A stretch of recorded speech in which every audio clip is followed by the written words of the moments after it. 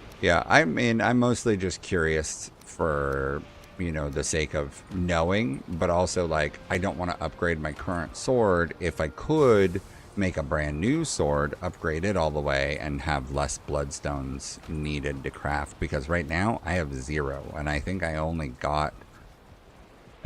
gotten like 2 in total so far. I only just got my first blue one, which adds chain lightning, which is awesome. But also, I have been doing a lot more with magic lately, so it doesn't strictly help. Which also, is there a magic cloak? Is there a cloak that does improvements for magic? Because if not, then I might just make an Askaven cloak so that I've got that run speed bonus.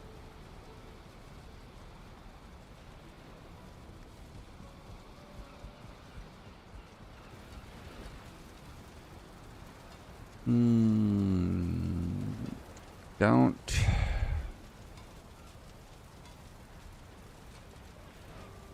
I don't see any cloaks that say anything about E tier on them.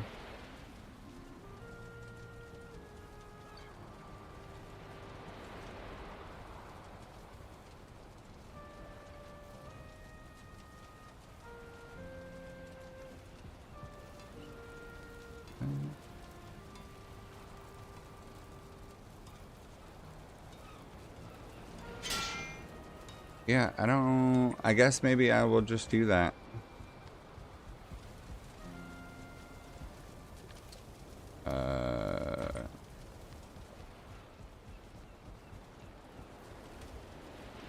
Well, I assumed that the bloodstones, the blue, green, and red ones, I assumed that they were all just RNG for what you get when you clear a fortress and you are looting those.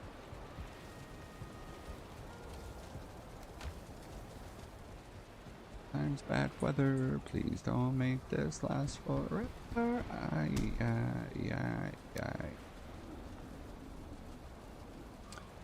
The upgrading it just gives me an extra armor point and a little bit extra durability,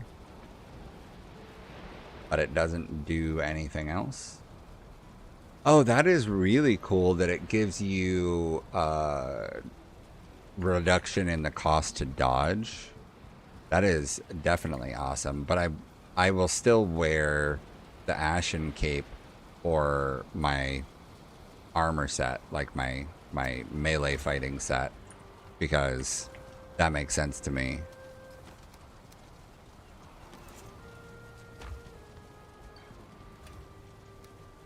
Bum, bum, bum.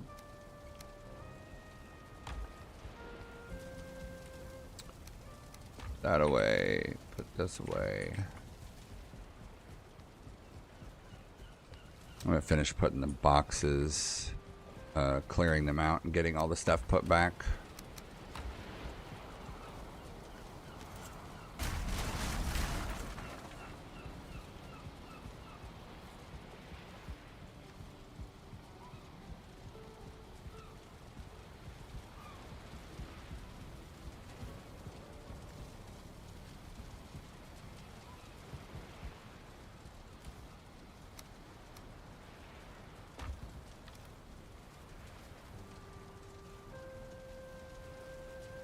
And I put all of these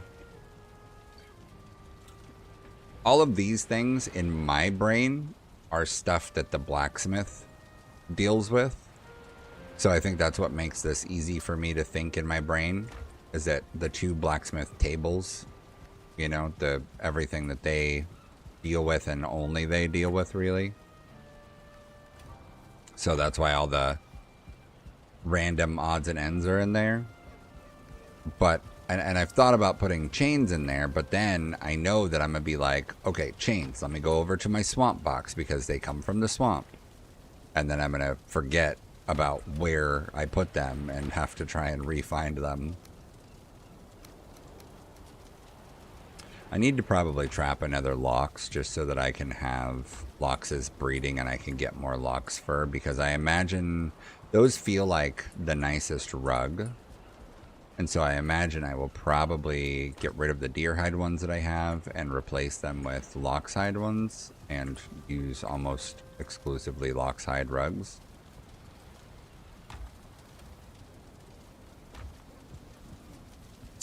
Yeah, Ian, kind of. Very, very long story short is I tried streaming 10 years ago ish when my kid was my at the time only kid, but now my oldest kid, when he was 2 or 3. I was streaming on and off, or more on than off, for a few months.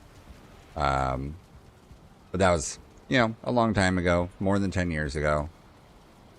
Gave it a shot.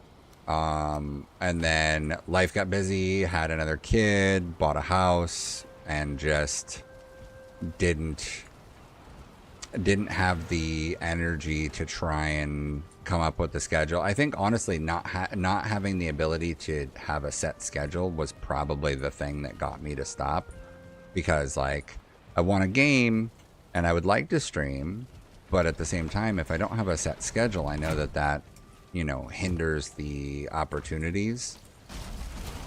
And so now all of my kids are in school, so I have some opportunities now, but yeah, I tried over a decade ago, and then I basically just got back on my account for the first time 5-6 weeks ago, and was like, you know what, I've got time during the day that my kids are all at school, like 4 hours every morning, almost 4 hours. I could easily have that be my set schedule and work from there, and then still some evenings, like Pacific time, 10 p.m. to midnight-ish.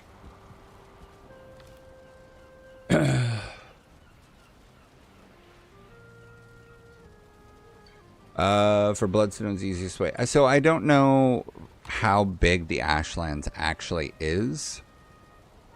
My assumption was that the Ashlands did take up a good portion of the lower section. Right now, I did find that this is starting to, be ocean again here on the side. And then there's ocean here, but I don't know, because this is where the boss is labeled at. So realistically, I've done these couple fortresses, and I know that my buddies, they said that they went west from where we started here. I don't know where all they went, and I didn't see any fortresses over in this section. So I'm not sure if they just kept going further and further or what. But my guess would be that if I went west further, I could probably find a bunch more fortresses. The one thing I wanted to do was tame some asks. My understanding is that having an ask is a massive benefit to the Ashlands experience. Not only does it provide you with a way to get around while, being overweight, whatever, you can ride them while being, 5,000 pounds, just like with Loxes. But having them fight for you. The one thing I was curious about is if they are like a combination of wolf and Lox, or are they just like the new Lox? And also, I've seen Ask run across lava.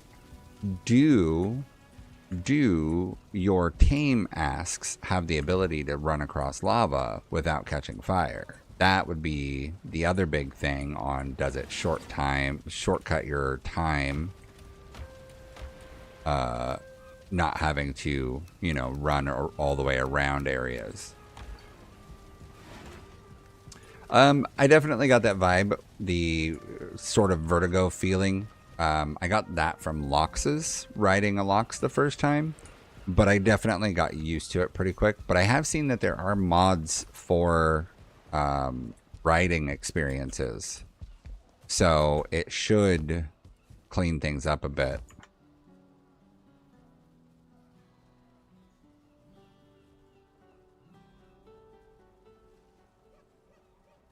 my buddy's being raided. Wonder what raid it is.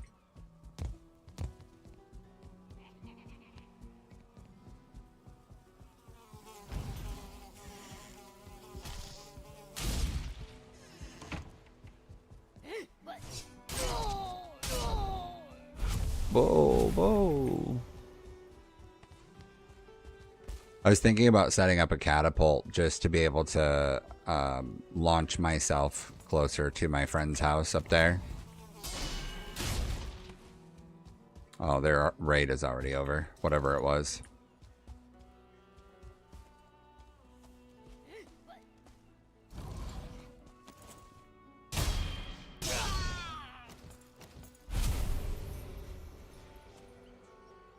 There's more Loxes. Do I... I think I do. I think I'm gonna see if I can't get those other Loxes into my base. I imagine my Lox doesn't care, right? About if I bring an enemy Lox nearby, because the Loxes don't fight one another.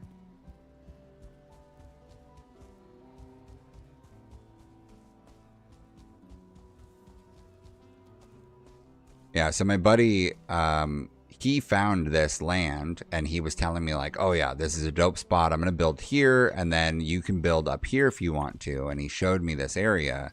And so it's thanks to him that I have this territory where I'm able to plant everything in one area, which is great. Not having to, you know, portal, check on the growth of plants and all of that shit. I was thinking about going and getting some foxes, or not foxes, wolves. Come on, Loxy. Come on, big boy. Come on. Ah, punch you in the ass. Don't run.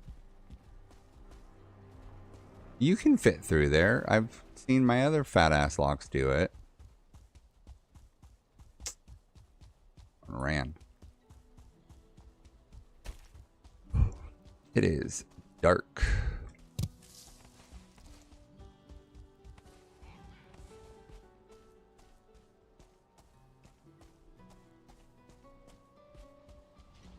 Yeah, so I've been building on my place for like a month. And then they were still at their old place in the meadows back on our starting island way over here. So they were still back here. Where they had done, you know, build as needed kind of thing. And then yes and no. So the wild Lox, the only thing it would have access to hit would be the doors. And my thought was I would get the Lox into the area with the other one. And then I would put stone walls on the other side of the doors so that if he does break through the wood doors, I have stone walls there. I just wanted to get it inside if possible and get it in the same pen.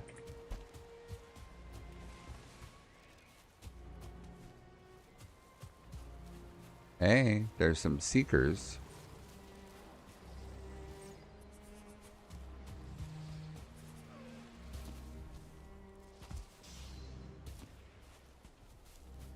There was... Where did it go? Like, it was just here.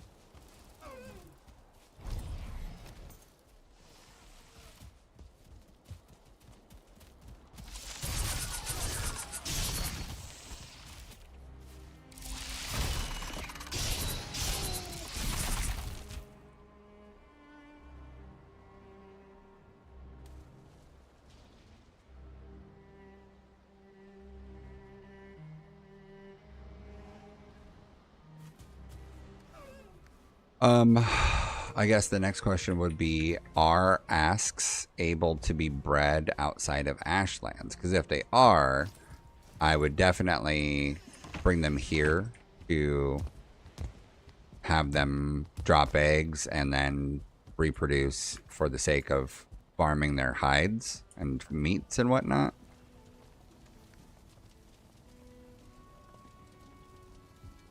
Because if they can grow here, then that saves me, you know, one type of effort. I go put this shit down.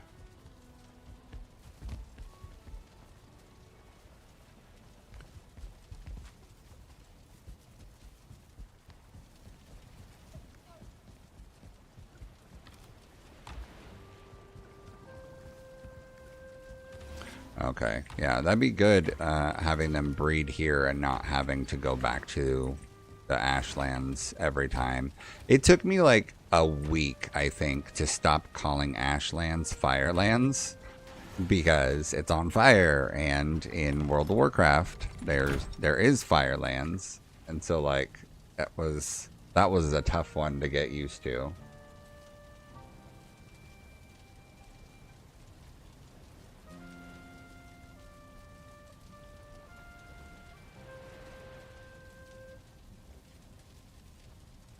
Just like you do. Okay, so those guys are going to save me 2 ask eggs so that I can get my own breeding farm going.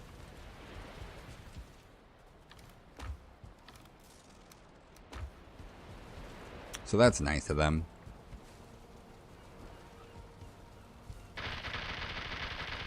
Got to bring sap in here. The emptiness machine. The emptiness machine.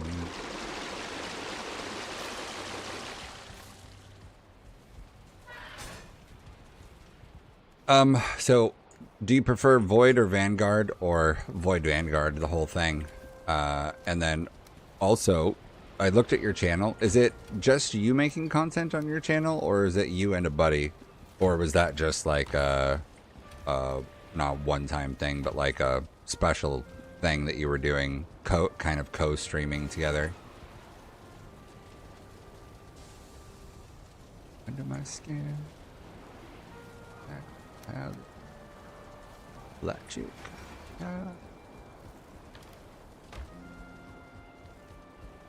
Yeah, so the explodey blob dudes, I've been calling this proustite powder. I've been calling it prostitute powder because the first time I read it, I did see the word and went, oh, prostitute, that can't be right. And I like read it a little bit more closely to actually be like, oh, prostite. But it doesn't make sense calling it anything other than prostitute powder now.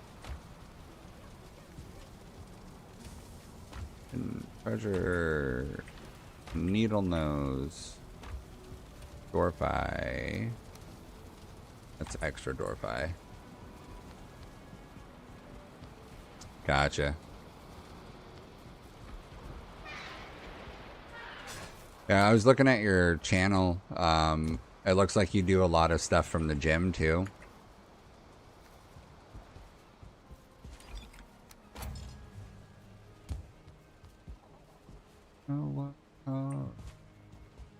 Good, good, good. This vine, I started here.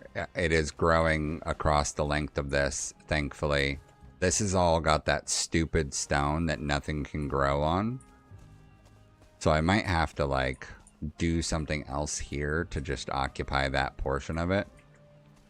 But I want this vine to cover as much as possible.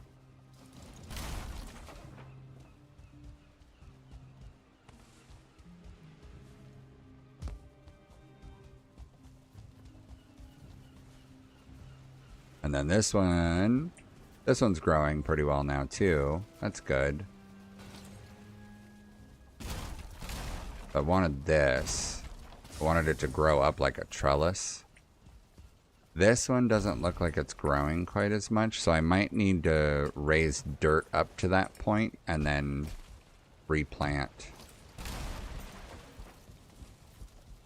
I just thought it'd be cool if it was just a trellis over here.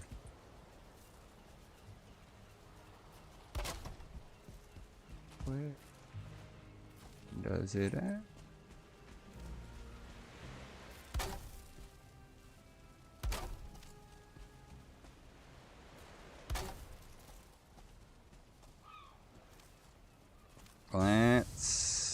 boop that out. Because I think that's fine now.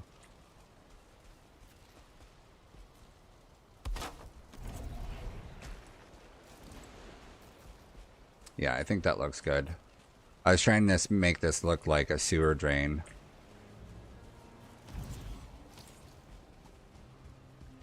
I've got some vine berries on the back wall, but I've got the green ivy going for all of this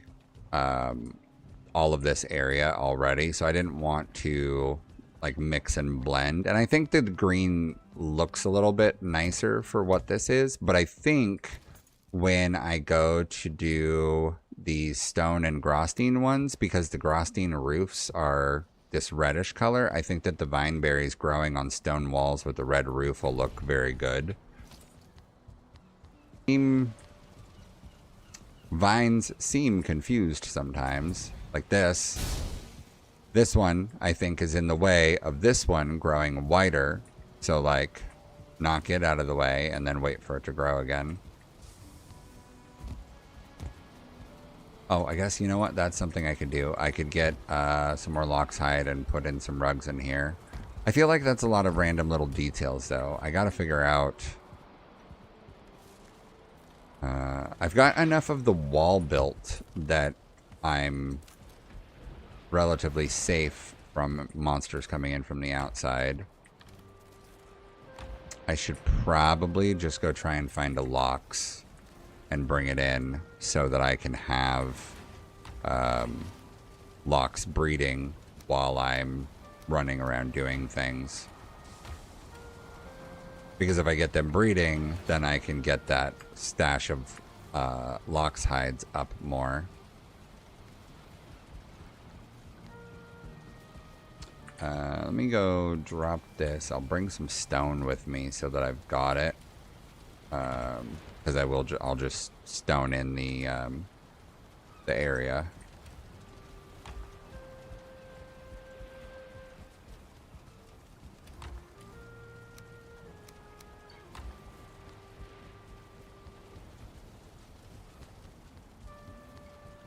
Yeah, I didn't do too much with the vine berries. I mean, they're growing and I've got a couple stacks of berries already, but I put them on the back wall here.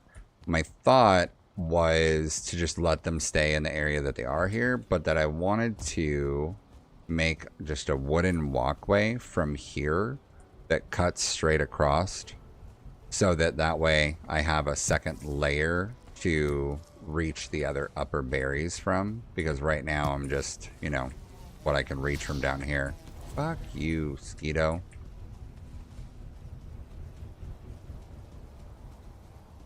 I have too many ideas and not enough hours to do them all. So it's very much going to be a long time coming to get to that point kind of thing.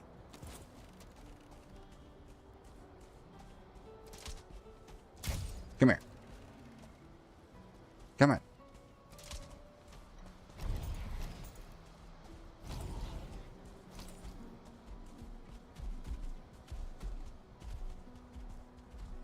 Try to fuck me. Really? Walking on the stone fucks it up? Really? You can't walk through that space? Are you kidding me? You can't walk through there? Come on. Come on, big guy. Wow.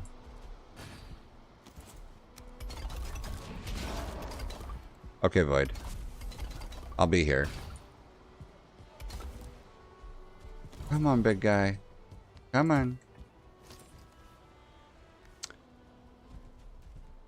Should I go get... I'll go get my hook.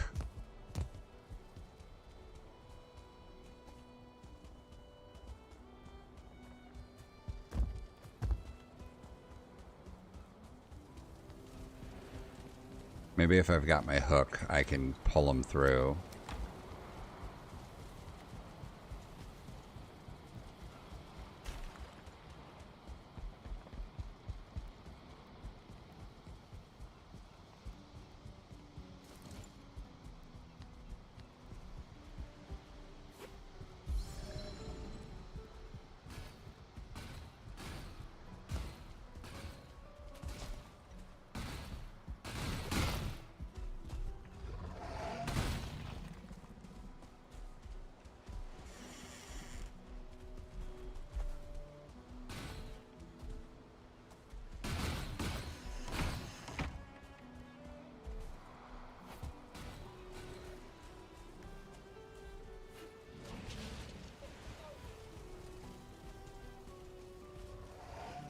Oh, come on, dude. Get in here.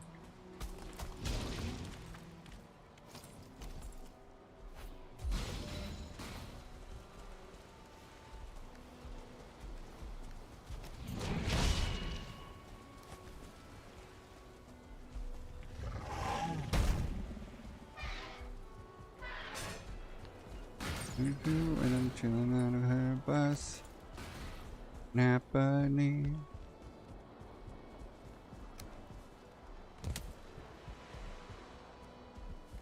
Living like a rock star.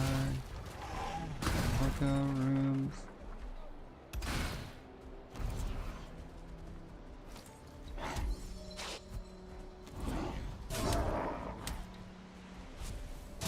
Wow. I took down the doors briefly to get that locks through, and it like immediately said, "Hey dwarfs, come on in."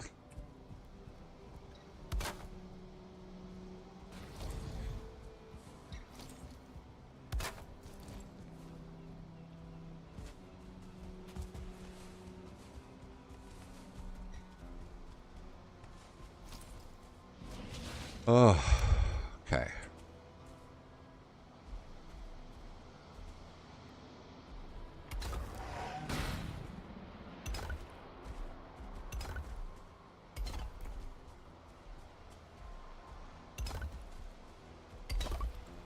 I'm just putting in a bunch of extra stones to ensure if he does break anything that he's not going anywhere.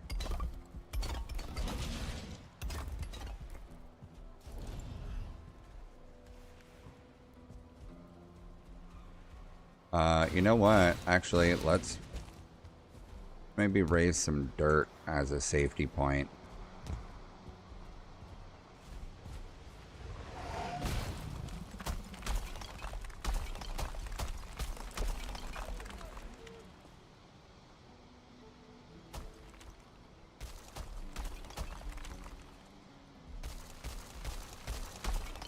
There. Now that's extra safe. And I guess we probably want to do over here too in front of the door.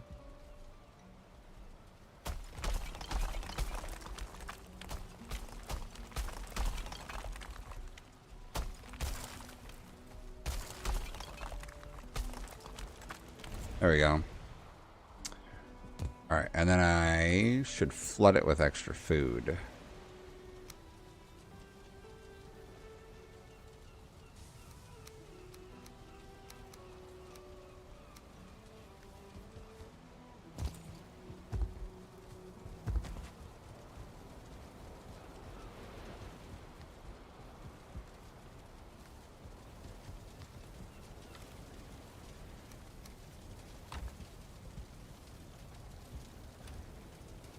Alright, find all the places to put all the things.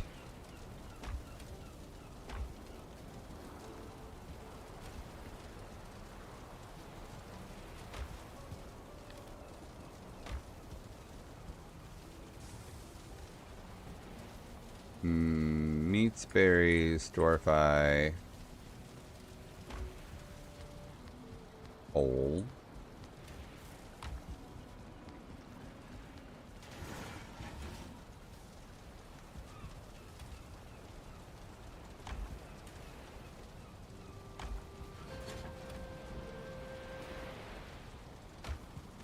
Boy.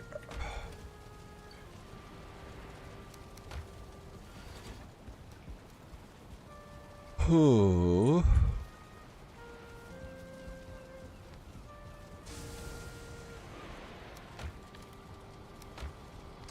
Okay, let's stock this up the rest of the way.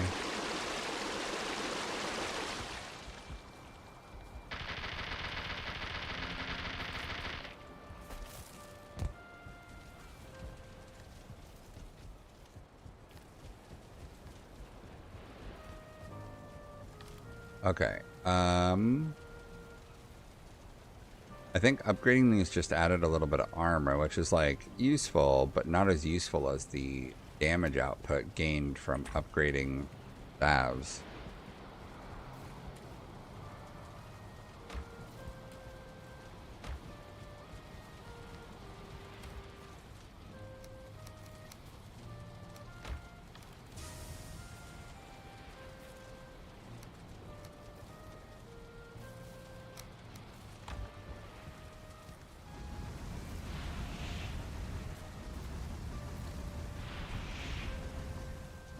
This is like the rare situation where I wish I had 4 blast furnace because I actually got stocked up on metals.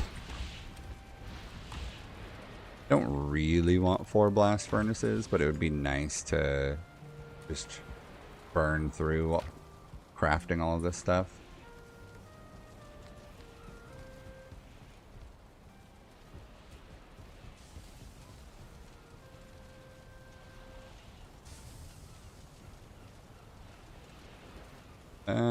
I'm gonna go get the one other stone I know where it is, or a skull.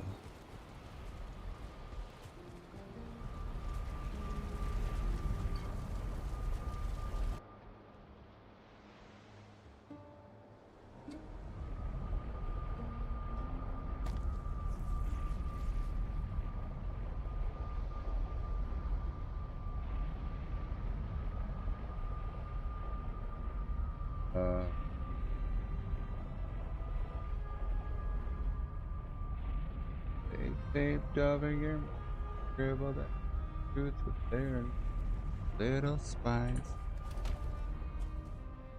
Alright, where am I? Here. Okay, so there's outposts, swords, outposts. There's one more skull up here. Far away. Nope, I didn't bring a wisp with me, and I ought to have.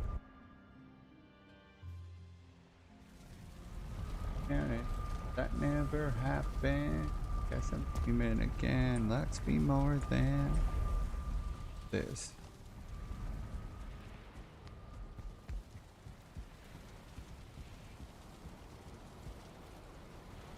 Oh yeah, I agree. I do wish there was more use of black metal. I would say honestly, it would be kind of cool if they gave us like an alchemy station, a transmute station. So you know how like we get the Black Forge and we get all of these other things? It'd be cool if once you've got the Black Forge learned and you're in Ashlands, is if they gave you a transmute station where you could transmute certain metals into other metals at various ratios. Maybe not turning, you know, iron and copper into things, but maybe downgrading them to older tiers. So like maybe one black metal can be worth 2 bronze.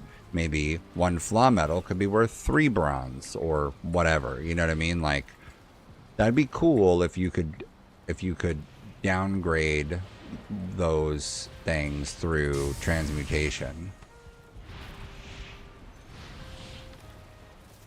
Cuz like silver, I collected silver not one day, but like one boat of silver ore. I collected one boat of silver ore thinking, yeah, I'll need a bunch of silver. I didn't need a bunch of silver. I have so much silver that I can't make use of because I just don't need as much silver as I have.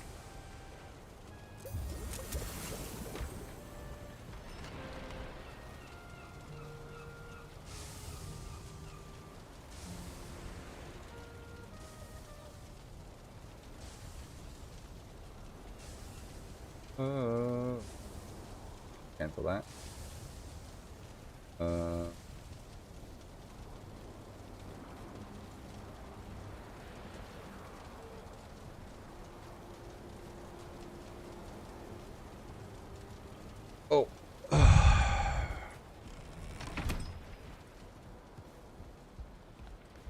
Yeah, I mean, it would be nice to be able to make more use of stuff, but also like the physical items, I guess, like the models, the things that you can build, the stuff that you can build with Grosstein, I'm a little disappointed that they don't give you. I'm not a little, I'm very disappointed that we didn't get those options with stone and like the shapes, right? Like give us a big 4-meter wall that has a window in it already, so that we aren't, you know, destroying our structural integrity to remove a wall piece to make space.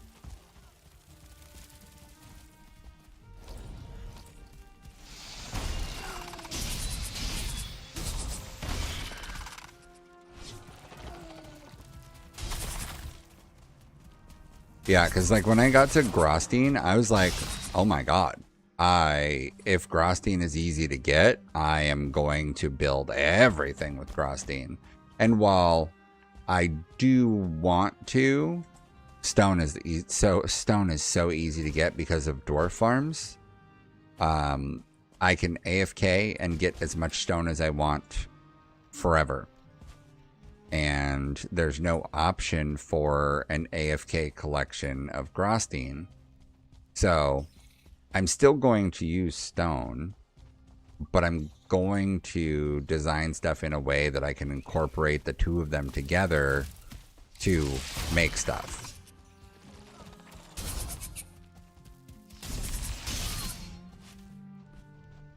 Yeah, there's definitely some things that like the snap points don't always make sense.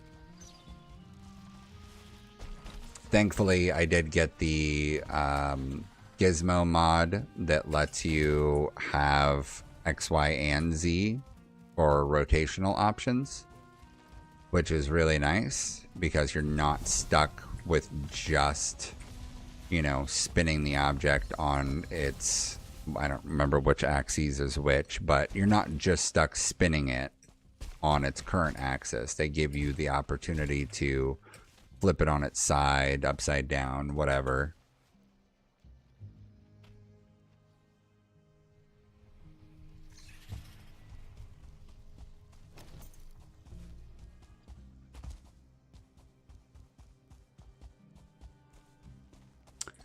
I would say that it's well worth it, because when you get something like, imagine you wanted to build something that looked weird, interesting, whatever. You can rotate stairs up to be upside down and then plant them. As long as the way that you're placing them, they're still structurally sound, right? Because stairs are a little picky, but you can do whatever you want with it. Which will be nice if and when I want to build something. Like imagine getting to take this and then flip it upside down to where now it's the under piece of something, if you wanted it to be, to, you know, change how it's doing its thing entirely. So I think it's great to have that option available.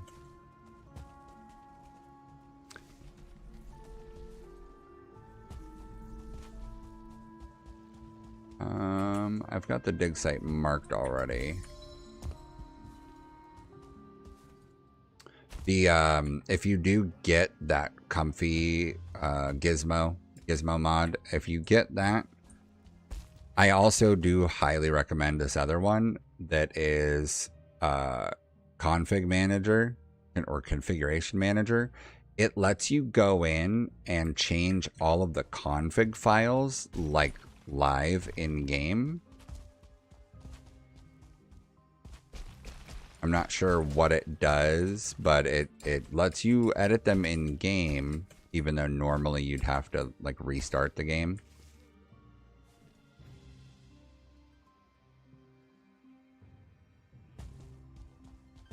There should be a skull here. There, she blows, and you're in a mountain.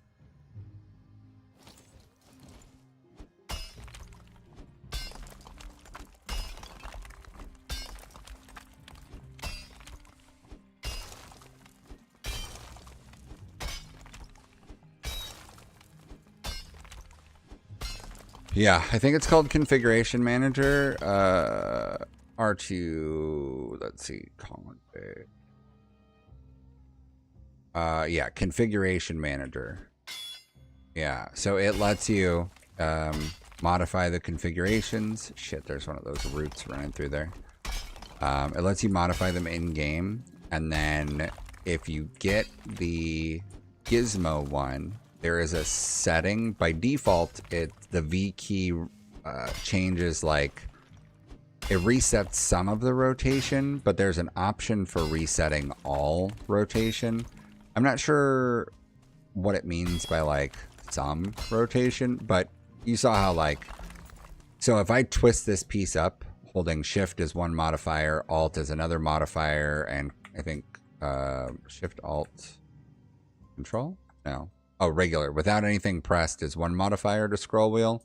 Holding alt is one, and then holding shift is one. So if I rotate a piece weird like this, and then I switch to something else, it's holding that rotation for me. So I set it to V, where it resets every rotation on that item so that I can go back to the default to work from.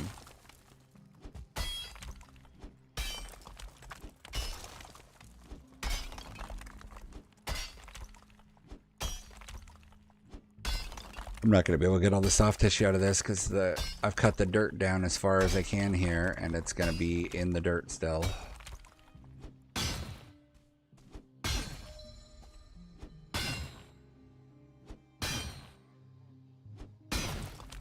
I forgot that I grabbed some cottage cheese with breakfast.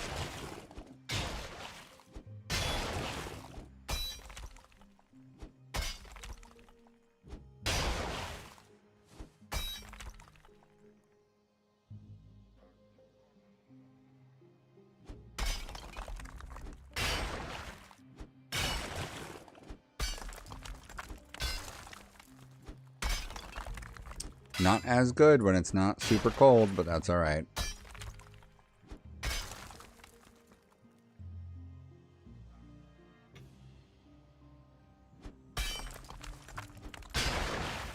That was really bad luck that this is tucked into a tall piece of terrain and has one of the roots running through it that I can't break.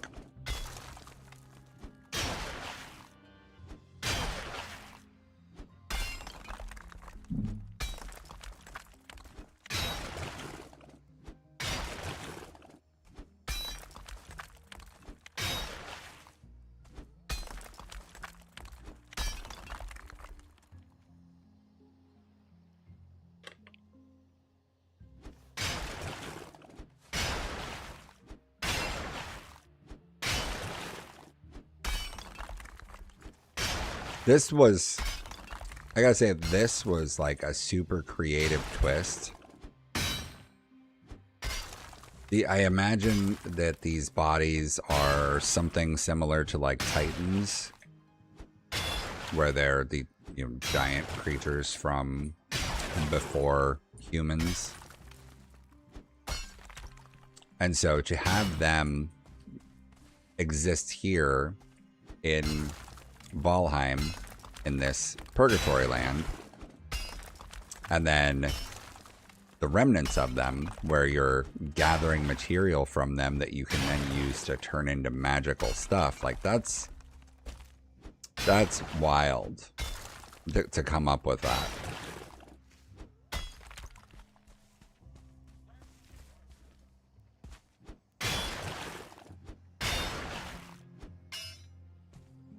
Oh, I forgot. I gotta take out chicken legs for dinner.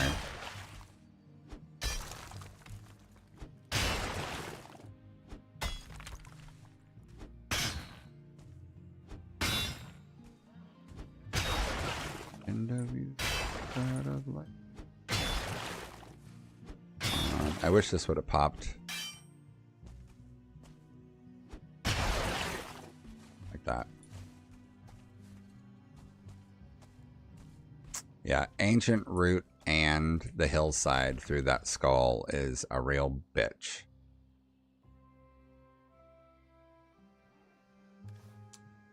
Well, there's another 36 though, so that should go a good distance towards my staff upgrades.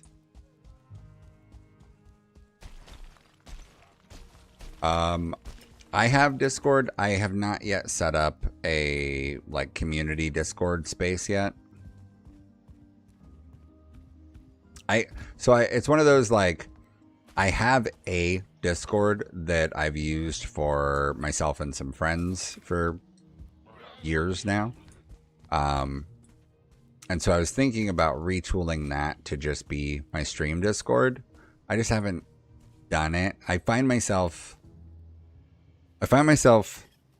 in a hard place of not having the time to do all the things I should do and all the things I want to do.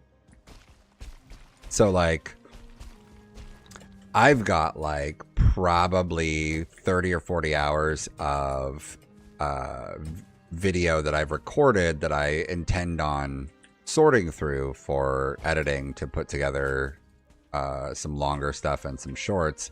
I wanted to I want to have like coherent videos of the progress of the build while also trying to, you know, grab highlights of the small things that make sense, the shorts. I'm not great at editing, and I'm also like learning all of the stuff and trying to figure out like the best way of doing things. Yeah, I feel that. So like for shorts, for example, right now my best performing short that I've posted out of about a dozen or so shorts that I've made over the last month, out of about a dozen of them, there's probably been 2 that performed particularly well, and they were both more heavily edited. And so it's that I'm curious, is part of why they're performing well, like I know that part of what makes a video perform well is like, one, you have to have tags that are relevant in order to come up in the algorithm for people scrolling. But 2, retention. The more retention a video has, the more likely it is to come up in someone else's feed. So I figure that at the very least, a portion of why these 2 particular ones are performing so well, at least a portion of it, is due to the editing. And that's, when I say heavily edited, I mean like I added in a lot of like trending audio clips or funny things that are pop culturally related.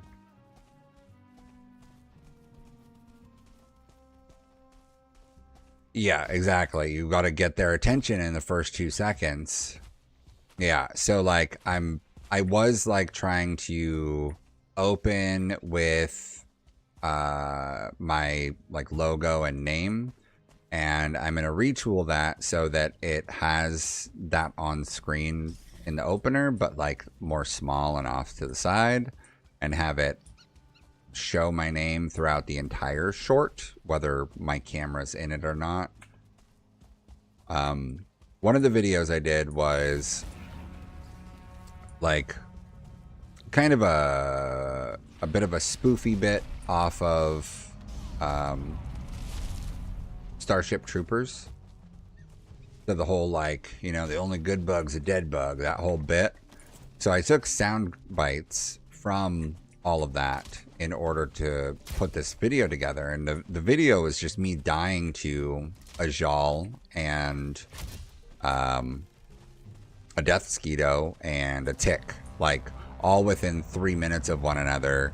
A Jal hit me with fire, and then a mosquito stabbed me when I was at like 5 health in the water putting out the fire. And then when I was in my base and going to go get all my shit, a tick jumped on me. So it's really only like 30 seconds of gameplay, but it's that combination of things, right? Yeah, and it's a Valheim moment. So like anybody that has played Valheim, they feel you in it, and that's great. But I think all of the sound, the sound bites, I think all of those are a big part of why it's performing so well. I think on Facebook that's at like 800 views, but on TikTok it's over 5,000 now, I think, or around 5,000. And then the, yeah, exactly. Death by tree. Everybody's experienced it at least once if you've got, you know, a dozen hours in the game. So the other one was the first time I got raided by Ashlands monsters, and they did the portals, the obelisks that they resummon off of. The first time I encountered one of those, I died like 15 times over the course of like 4 hours. And I made basically a minute-long clip of me dying over and over and over again, but I included some of the classic trending audio for, like, you know, the oof noises and those kinds of things, and then like the Windows computer shutting off noise, that kind of stuff. And so I think that that's one of those things. Yeah.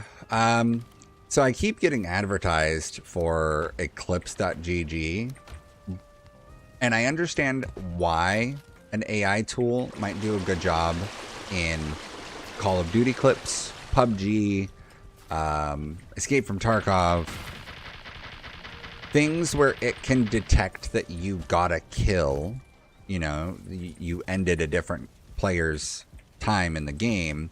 I think that that's easier for the AI to detect, while some of the stuff in Valheim is not that clear. Like, yeah, maybe you dying is something that AI can detect pretty easily, but I wouldn't say that it's something that, like, stands out in the same way as FPS games. I've been using DaVinci for editing so far, and I know that they have some stuff built in as like AI function, but I haven't done anything with it yet. Right now, I was recently, literally just this last few days, making changes to how I was processing the footage to try and improve the speed at getting through things and flagging stuff that's relevant. But I'm also trying to figure out, like, some of the stuff I've posted that's the longer form stuff of my Valheim build and the process. I'm trying to find that happy middle ground of, I want to include all of the footage that's relevant to, I don't know, say building the mage tower, right? Like, I want to show the process that I went through in that, but part of it, and this is probably what I should do, I should probably save the recording of the building, the physical structure, and then save that, and then wait until I've got the next part and the next part and the next part until I've got a finished build, and then take like bits and pieces of all of it and combine that into, you know, an end result of a full clip of the build. But I don't know how to sit on footage for that long and still have it make sense in the end.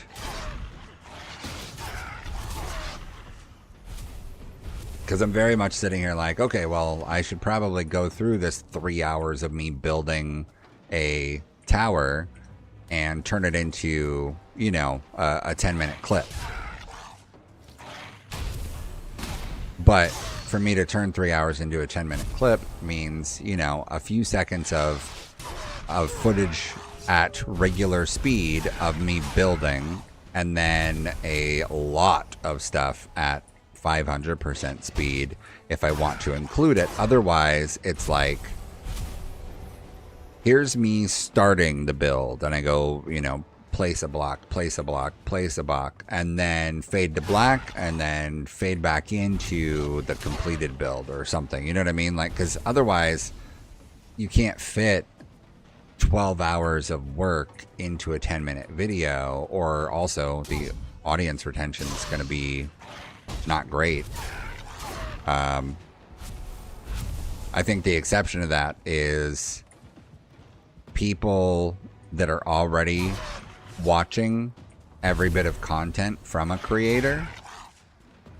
I think that those are going to have decent retention to them compared to, you know, somebody starting out making videos. I used to watch a lot of Minecraft guys back when I played Minecraft more 15 years ago, you know, something like that. I was one of the things that I played the most back then. And a common thing that a lot of the creators would do is would take there's a mod that lets you do it, but also back in the day, they're without the mod, they would have a second account. They'd have that character sitting off in a corner to be like a camera view, and they would record while they're digging. And they'll record the whole thing, and it might be, you know, 2 hours of them digging and cutting and breaking building blocks, the whole thing. And then for the time lapse, they're discussing their plans in the time lapse about, you know, what they want to do with their build or what's coming next, or even something unrelated to Minecraft, but just like story time about real life kind of thing. And so those guys, they have great retention on their videos that are videos where they include a full time-lapse stuff. Yeah, so it's trying to find that balance of including enough of the content for people to be like, yeah, this looks great, and then not so much of it for people to be like, why is he showing all of this? So trying to find that balance and putting all of that together is tricky. And it's also like, I'm only using 3 minutes of 12 hours of footage or whatever, where it's like, damn, all of this recording for nothing. So it's trying to find those and keep it relevant, but also like, I'm not sure how long the longer form videos should even be. Should they be 10 minutes of like, I guess maybe it would depend on the structure, but I guess also like a part of it might be put together the videos, aim for 10 to 15 minutes, and then watch and see what the metrics record for audience retention after the fact, so that, you know, you're taking that into account. Because like one of the things I was looking at yesterday was the viewership hours of Valheim on Twitch. Peak hours, 5 a.m. Pacific time. I'm not up at 5 a.m. There's no way that I could ever get my insomnia issues under control enough to go to sleep early enough to try and stream for a couple hours at 5 a.m. before, before my kids have to go to school and all of that. So if I wanted to go the peak viewership hours of Valheim, I'd have to go 5 a.m., but can't do that. That's not viable. But then I look at the other option, and midnight has an average of, an average that's a bit higher, while like 3 p.m. my time is the lowest. So like 3 p.m. Pacific time is the lowest average viewership on a Monday, but it looks like throughout the whole week, 3 p.m. is the lowest. And then Sunday, it looks like viewership on Sunday is pretty much all straight across the board. And this is viewers per channel averaging is what they're talking about. So the highest is 5 a.m., but it looks like midnight has a really good opportunity for it, where there's an average number of viewership of 22 per channel that's live. So that's making me think maybe at least while I'm doing Valheim, maybe I shift my schedule and I stream until noon when I go to pick up my kid. And then I can spend the rest of the afternoon and the day working on footage and whatnot. And then usually kids are in bed. My wife is asleep by about like 10 o'clock Pacific time. And that's like on the uptick for viewership numbers for Valheim on Twitch. So if I got on every day from 8 a.m. to noon or 8:30 to noon, and then separately again got on from around 10 or 10:30 until 12:30, 1 a.m., I would be hitting a larger potential viewership ratio that, you know, could increase the odds of being seen by people. So it's one of those things that, like, the numbers are really interesting to look at, but also having to, like, think about it. Yeah, so for Friday, Pacific time, from midnight, there's an average of 19 viewers per channel. So it's the total number of viewers in the category divided across the number of active streams in there. And it is climbing and climbing and climbing until it peaks on this. So this says Friday. So this would be 0 Friday. That means Thursday night, midnight. It'll start climbing until 10 a.m. Friday morning, where it starts to drop Pacific time. And then it declines down until Friday night, 9 p.m. And then if you go from Friday night, midnight, rolling into midnight, rolling into 0 Saturday, for Pacific time, you're at 14 viewers per channel, and then it climbs up by 5 a.m. to as many as 23 per channel. But it looks like Sunday is big viewership. So Saturday night up to midnight, leading into Sunday, you're at 13 per channel, and then it goes up, but then it stays kind of steady. It looks like maybe there's less channels active on Sundays. It's weird to look at. It's in the research section of analytics in the stream tools. You can look at the graphs and see. So it's kind of interesting to see what the numbers look like in all of that. And then the same kind of thing I've been doing. I've been cross-posting everything that I post. So it goes up on Facebook, Instagram, TikTok, and YouTube Shorts. So for Sunday, it does look like there's less total viewers throughout the day, but also that there's less total channels. So it's sitting at an average of 12 viewers per channel throughout the entire day of Sunday, while every other day is 16 to 19 viewers on average throughout the day per channel. So it might just be that Sunday there's similar numbers of viewers but less channels throughout the day, but it's more like it's a steady set of hours. It might just be because Sunday's a day off for everybody, or for most people. I don't know, it's weird. It's interesting to look at the numbers, but it's also complicated.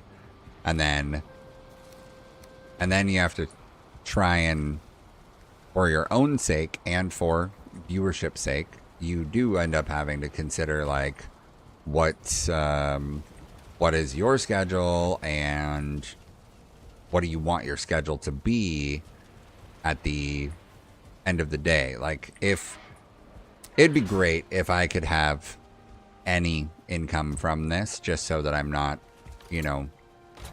just a stay-at-home dad. If I'm able to bring in an income from it, that'd be great. But I'm not like super banking on that. It'd just be great if I could.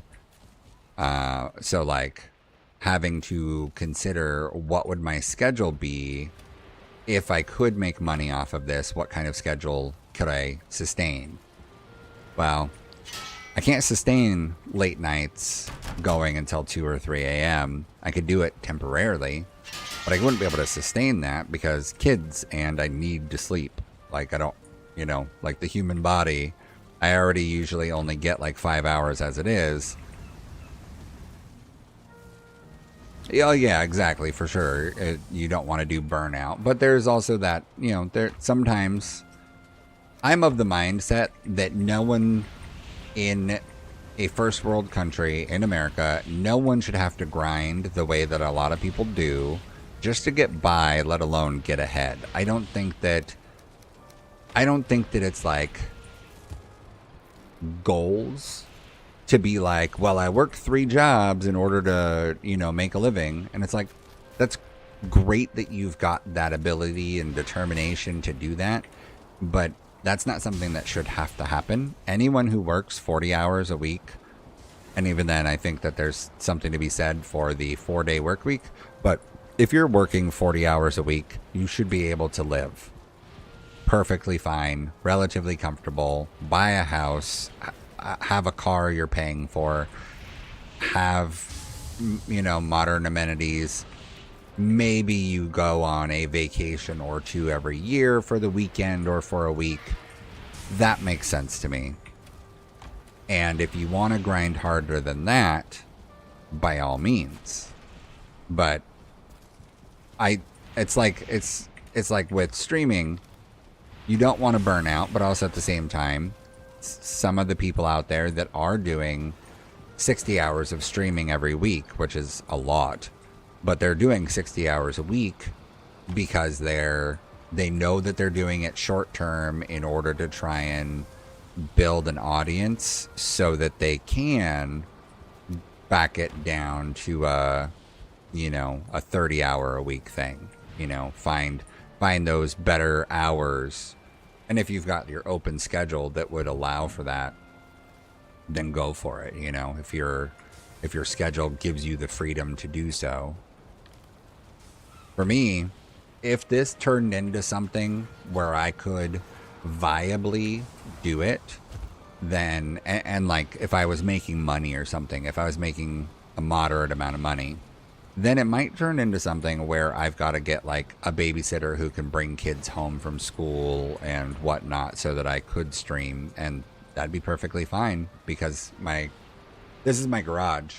I've partially converted my garage to be a gaming room, but that's also why, like, if I'm streaming on the weekends, you can hear all of the everything that goes on in a house with 3 kids, 2 parents, and 2 grandparents currently living in it.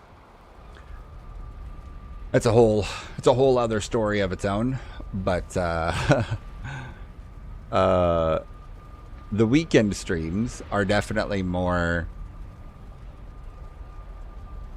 chaotic at times in the essence of how loud it can be.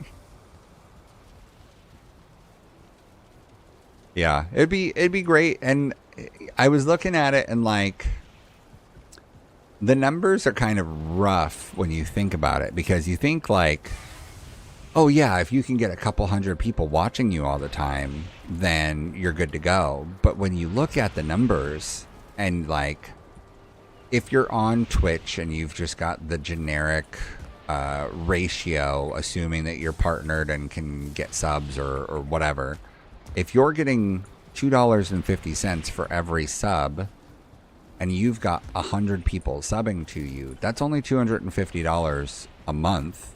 And you can imagine that a person who has that viewership and those subs is probably streaming nearly full time or has been doing it for years and has a pretty good handle on it, but is probably streaming 4 hours a day, 5 days a week. So an extra 20 hours of work in order to get $250 a month. And so obviously the goal would be to get higher than that.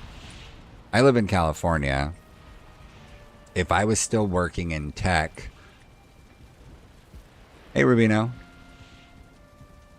on Twitch, if you're getting 2 regular viewers, you're in the top 10%. I don't know that that's the case. I mean, I guess maybe the top 10%, but I don't feel like it. Well, okay. So I feel like that has got to be a misconstrued number, because if you think about the number of Twitch accounts that exist and then the number of them that have gone live ever, and then you compare that to the number of people who go live a couple times a week, I would say that a person should only be considered in that data, that criteria, if they're streaming like 12 hours a week. Because if you're, in my brain, if you're not streaming like 12 hours a week, you are just doing it as a part-time hobby. Like, you know what I mean? So like, it's a very small portion of time, rather than like, if I stick to this 4 hours a day, 5 days a week, that's 20 hours. And that's with me not getting on in the evening. And I feel like that's still a pretty good time investment. And while, yeah, most people are streaming to no one, my thoughts are along the lines of like, how many people stream for a bit and then don't stream? Like I did a couple months of streaming pretty consistently of 4 or 5 hours at a time, you know, most of the days of the week. And I did that for several months and then I stopped. My Twitch account would still, you know, have registered, having had viewers in that year. So it's one of those that all depends on the range of time we're looking at to know for sure. So top 10%, I don't know. Maybe it's the top 10%, but I feel like that's looking at all people streaming over like all time.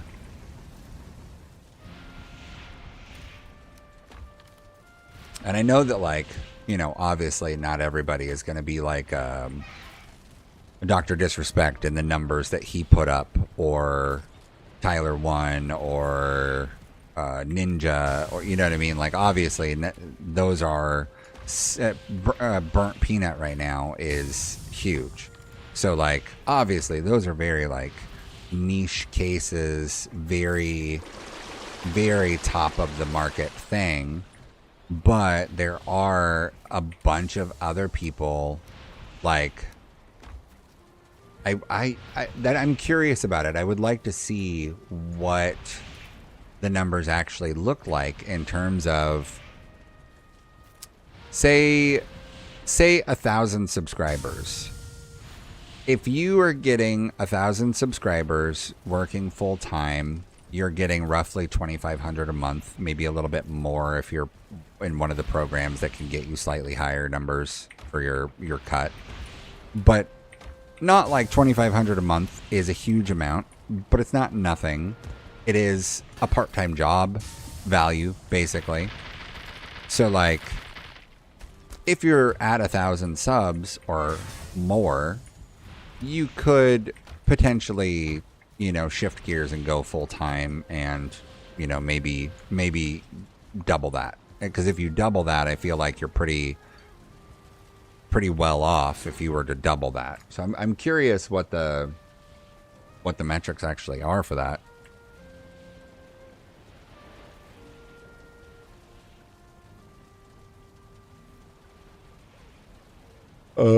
Twitch tracker, Steam charts, Social Blade. Oh, see, Jinxie with 96,000 active subs currently. Granted, 28,000 of those are Prime membership subs, but still, that's a lot. That is a lot. I am curious about like how, like, what's the number of streamers that have over, let's say 2,000 subscribers. Because if you have 2,000 subscribers or more, you're probably doing it full time and pretty well off. Yeah. Okay, so this, I'm looking at one of the social pages and I'm trying to check. Okay, yeah. So the numbers are not as bad as you might expect. Okay, so I got to about 1,000th place. So the 1,000th top streamer, and this is still just, this is active subs based on a May subscription of this year. So people who had someone hit subscribe or resubscribe this month of this year, if you look at the person in 1,000th place, so 1,000 people are doing better than her in terms of just subscribership number on Twitch. And Twitch alone, she has 906 subs from Twitch users. And that's for the 1,000th place person. So that is kind of crazy to consider when I'm curious. Let's see. Twitch 2026. How many streamers over 20 hours a week? Let's see if there's something that shows that.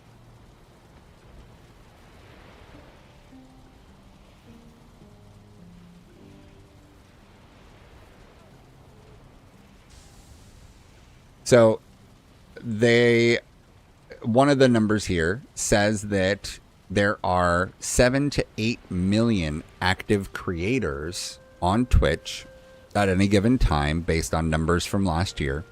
But it says that only 1% of those individuals are considered to be doing that at a dedicated full-time or nearly full-time basis.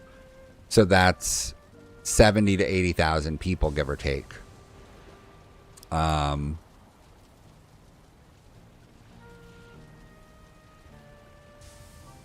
Says that only affiliates and partners are incentivized to, because of the audience retention and the way that the profits exist.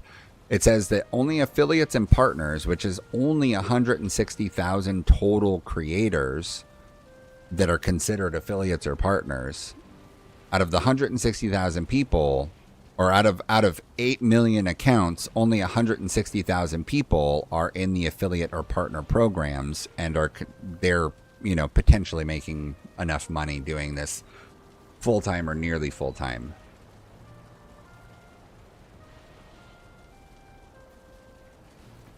So this says that while there are millions of different channels that go live every month, the vast majority of them will treat the platform as a casual hobby and produce less than 10 hours a month of broadcast time.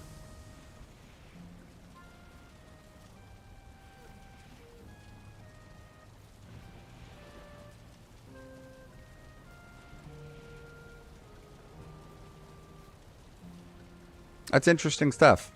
So, yeah, so my thought was like, how many hours would it take for me to be able to be like, yeah, that's my job, and like not be calling it a hobby, but be calling it a job? Oops, let me go get the eats here. So it's interesting to see the numbers, but to know that the person who is in the 1,000th top streamer in terms of just subscribers on Twitch only, and most people are cross-platformed, and then donations are a thing, and the bits, and so like there's all sorts of different stuff, and then there's merch that people do. So like there's so many different avenues that people are using to make money, and then that's not even including what their numbers are through other platforms when they get viewership through TikTok and YouTube and whatever else, and then if they get any sponsorships and stuff, which that's why I wanted to start with everything that I could at the same time, so that I would be in a better position if I start making anything out of it. So while streaming to Twitch, I am streaming also to YouTube and also to Kick, and I haven't gone to figure it out yet, but I was going to start doing Instagram and TikTok also. I just haven't sat down to do it because I, am behind in hours of editing that I intend on putting together in order to make more shorts. But like, it's interesting to see the numbers on shorts and like trying to compile enough short content to be able to post something like every day or every other day would be great. But also, I assume you're also cross posting things. So right now I'm using Buffer, the website, as my cross posting platform. It's free for 3 accounts, and if you want to expand beyond 3 accounts to cross post to, then it would cost whatever yearly amount based on the number of things.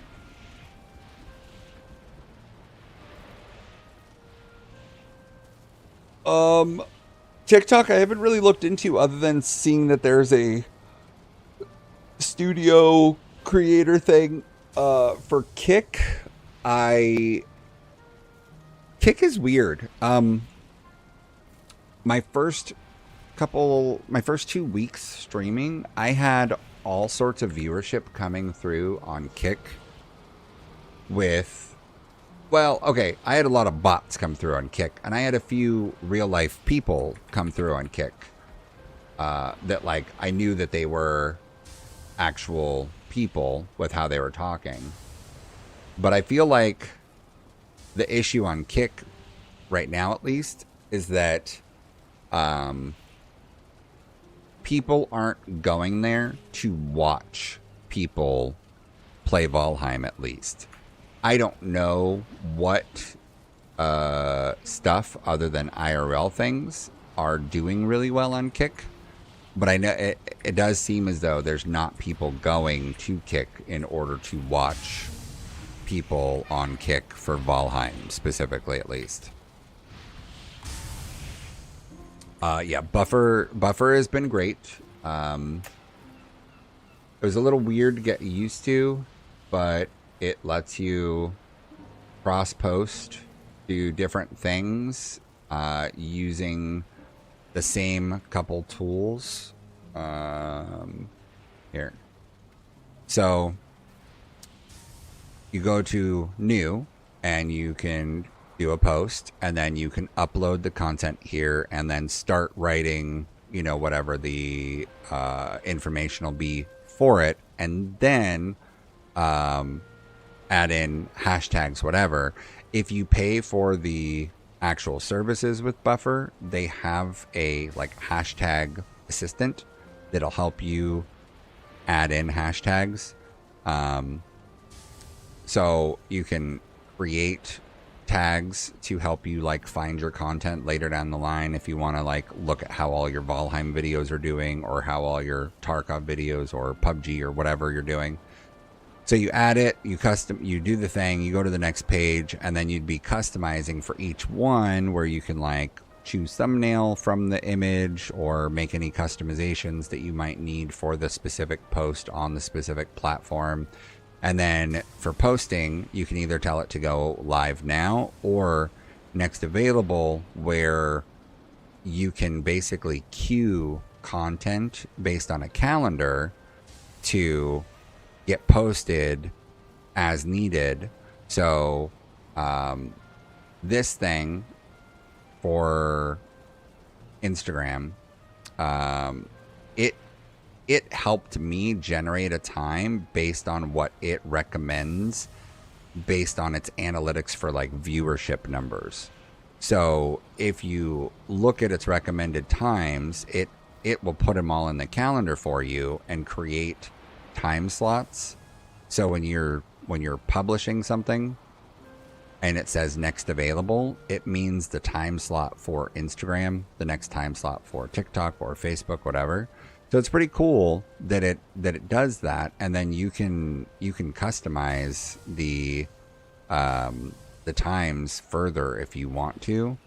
And then they do have some analytics in here for helping with viewership. And then they also have like the community section is when people are commenting, you can go here to write comments back more easily. So I already replied to this through the TikTok app, but as far as it knows, you know, on Buffer, I didn't go in and respond. But I did go through the TikTok app and respond to those. But it's cool that it lets you have all of that stuff. For TikTok Studio is needed until you can get it. Okay, so yeah, so for TikTok Studio, the thing that I found out when I was looking it up, you install TikTok Studio, and inside OBS you can generate a virtual camera that shows your whole stream canvas. And then you take that vertical canvas that you're looking at and have it go to the TikTok Studio. So you go live in OBS and then you go over to TikTok and hit your live button on there, and you'll be able to go live in both places, all with the same one bit of content, or the one canvas that you're working from. I just haven't done it yet. I was unsure, one, if it's something that I wanted to do, but two, just like getting another thing set up. I have been considering not bothering with streaming to Kick just because I don't know that it's worth it, but at the same time, like, oh yeah, I haven't tried it with TikTok Studio at all yet. But I don't, it's one of those, like, I don't know if it's worth sending data to Kick, because technically for me, it is eating up some of my upload, and it might just be better if I didn't, because then I'm not, you know, consuming some of that upload. Not that it's, you know, a huge deal, but it is. My upload is limited because my area, we have Comcast internet available, or Xfinity, and it's not great. I have a 50 megabit upload, and that's it. It's like hard capped at like 50, 55. So if OBS is crashing, it might be some kind of conflicting plugins. I went through tons of headaches to get things functional. Turned out that Stream Elements was causing some of the headache.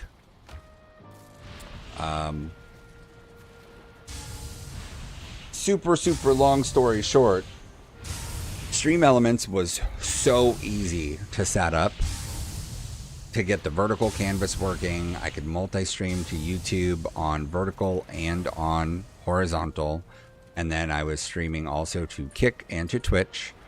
There was a handful of mistakes that I was making on my own, but separately, once I got around all those mistakes, I figured out that Stream Elements has a really buggy plugin in the essence of their vertical canvas. If you try to make changes to their vertical canvas, they get fucked up. Like, it just crashes. Stream Elements is closing, like, completely.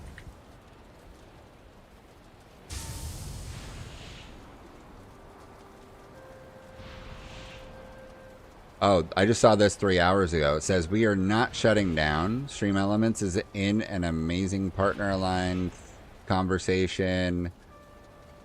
Your tools and data are safe. We've secured funding while partner integration is underway. Okay, so I guess they're not shutting down. Interesting. I'm guessing that was announced recently that they were shut down. or that they were going to be shutting down. I'm using Stream Elements for alerts because I'm not sure what else I could use for alerts, and I didn't look into it yet about potentially using something else for alerts. Not that alerts in and of themselves are a big deal, but I know that it's something that people in general do like. You know, people like that they get to see their thing go up on screen. There's a level of reward with seeing your name flash across the screen of the creator that you're watching. So I definitely know that having the alerts active makes sense. Lumia.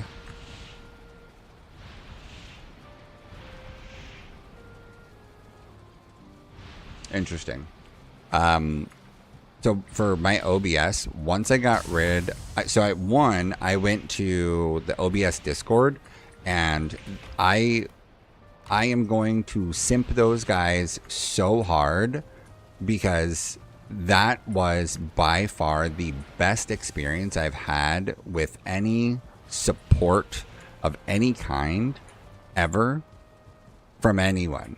So like World of Warcraft, there is a Discord basically for every different class of character. There's all sorts of different ones.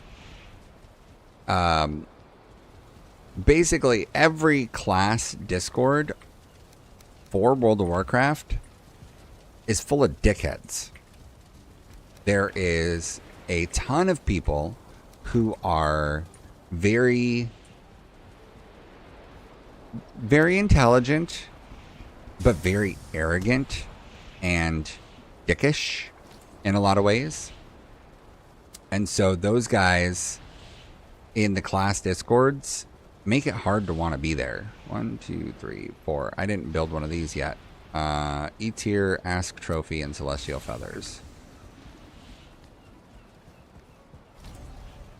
So they make it, these guys make it really hard to want to get help. And then separately, another Discord that I was in for, I use a specific kind of software for a server called Unraid, and there is a Discord for the software within Unraid that I was using.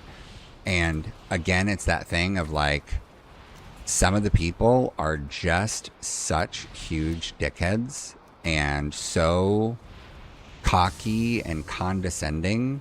It is, well, I thought I needed 3, I need 10.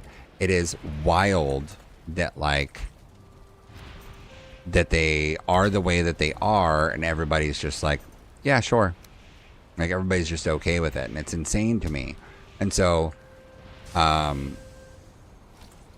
when I went to the OBS Discord and I was looking into, you know, what do I was basically like, I'm trying to do this, but I keep crashing. I'm not sure where my issues are coming from. I could use some help if anybody might know what I could do differently here. And so they were like, okay, so start from the scratch. And I was like, okay, this is all the things that I've tried. This is what I'm doing. This is what's not working. I don't know what to do. And so I explained the whole situation of like what was working, what wasn't working. And they were so amazing. They explained the different things, and they took the time to explain it. Not just like, well, you're doing it wrong, dummy. You know, not just like that kind of thing. Not like, oh yeah, you're stupid. Like, they didn't make me feel dumb about it. They didn't make me feel dumb for asking questions. I was so pleased with the results of those conversations that I basically have told everybody about it now. Great people in there. For sure, great people. Highly recommend. 10 out of 10. one of the best experiences at getting any level of support I've ever had. I need to go farm Yggdrasil wood because I just don't have enough. 6 cores. I need 2 more cores.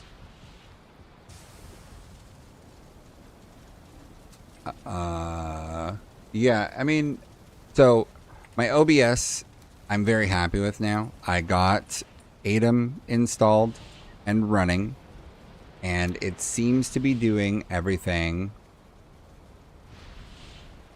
Yeah, so it was a lot, and then I learned a lot, and there was stuff that like I wasn't even there to ask questions about, but I was able to learn about, and so then it's like, oh, this is new information to me. This actually helps a lot because, you know, I was doing this other thing wrong and I didn't know it. So like super useful things. So they helped me. Unbeknownst to them, they didn't realize that I needed help with it, but they helped me set up my my whatchamacallit, my encoder settings, because I didn't realize I was doing it wrong. And so essentially I came in with the, hey, I'm trying to record 3 different sources separately, my regular stream, but then my game and camera on their own individual recordings. But no matter what I do, it seems to bog down my computer, even though I've got a really strong system. Like, I'm not sure what to do. Can you guys help? And they were like immediately, oh yeah, well then check this, encoder settings. And then they just kind of kept pointing me in the right direction to make these changes, and a massive change. I went from a system that was lagging, trying to record 2 bits of gameplay at the same time, to a like flawless thing that is recording 3 different things while doing it in higher quality and streaming to 3 different services, four different locations at once, because 2 to YouTube, 1 to Kick, 1 to Twitch. So like doing all of that all at the same time is wild. And I even thought about recording my vertical feed so that I could potentially more easily make vertical content using that with it built in. But then I was like, if I record the gameplay and I record the camera and I'm already editing for regular content, I can probably just put the camera on top and have the graphic there and be fine. So yeah, it took a bit to get everything set up, but they were amazing. So now my OBS does what I want it to do. The only things that are wonky are things that are wonky everywhere, from my understanding. Like YouTube, I don't always get a notification when someone subscribes. My understanding is that there's some weirdness with YouTube's API and its willingness to give the information to any other service. It is not willing to just up and give that information out. And then also separately, some people have their YouTube subscriptions on silent so that it doesn't broadcast to anyone or anything who its subscribers are, which means that when you subscribe to somebody who's live streaming, it doesn't say anything about it. It doesn't tell anyone. It doesn't create a notification of any kind. It just happens, and then that's it. So it's one of those, like, there is some stuff that just doesn't seem consistent no matter what you do. But it's all working great now. So I'm using ADEM plugin. I'm using ADEM Stream Suite plugin that includes vertical. And so I've got a vertical feed up, and then I've got all of my scenes or my regular horizontal canvas. And then I linked all of my vertical scenes to my horizontal ones so that whenever I swap scenes, I only have to do it in one location, and it changes the other one for me.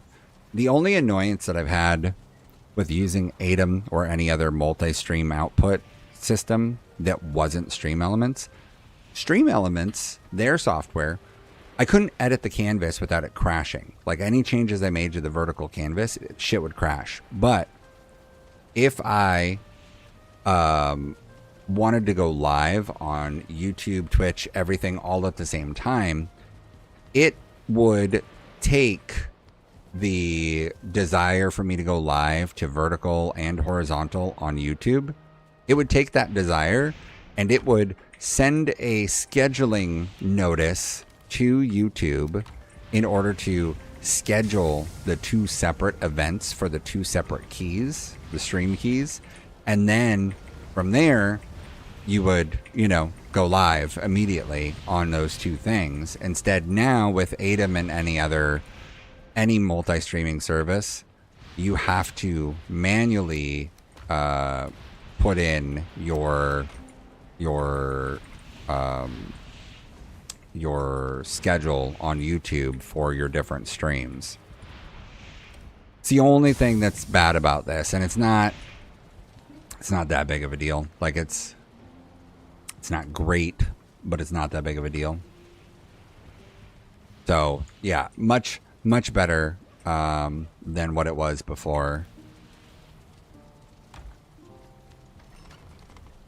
Okay, so I think basement wise, I definitely want to decorate this at some point, but I can't figure out what I want to do next.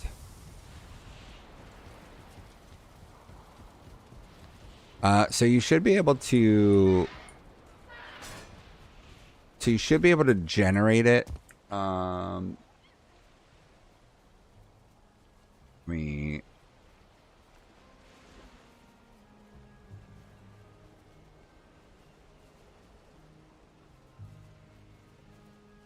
I don't think anything I'm doing needs to be hidden, but if you go to go live, if you go to just the stream tab up here, in this drop down menu, like when you're not actively live, you can go here to manage or create a key. And then when you go to scheduling, you'd have the option to choose a different key. All right, Void. It was good talking to you. All the random stuff that we went over.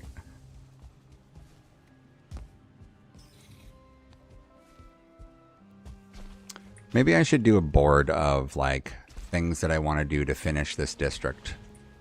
That might be a good idea. Honestly, this is looking so nice. Feels like walking through a city.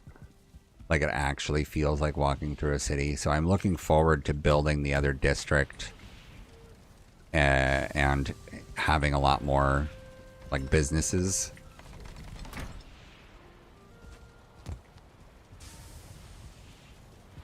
Okay, let me grab some coal and some wood.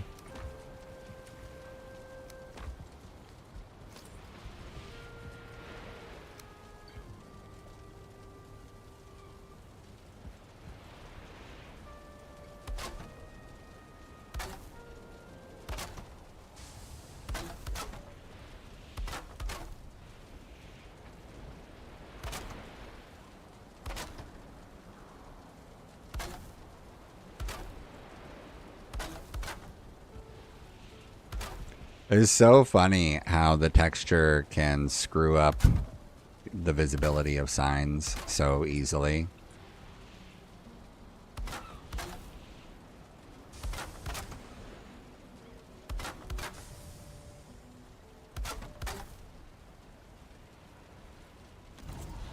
Grab a little more wood because I didn't expect to use all that wood making just a few signs.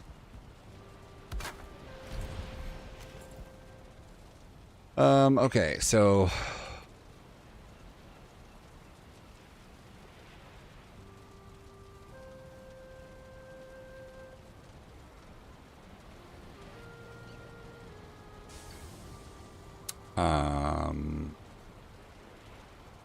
we'll call them turrets.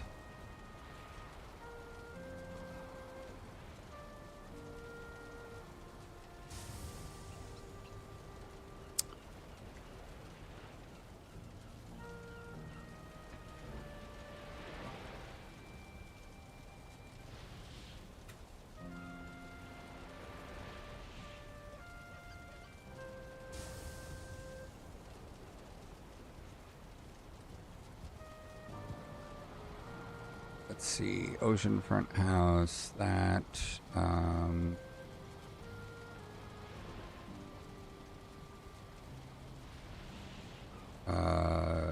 six. Garrison. 7.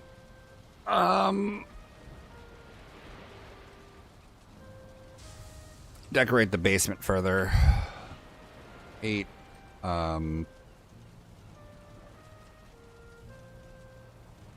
Portal room in-house.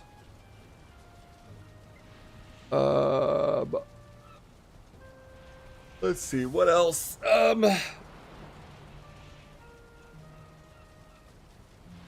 See, in this district, I've got the farm building. I've got plans for the walls, the water walkway, the turrets will be like the corner posts of the walls.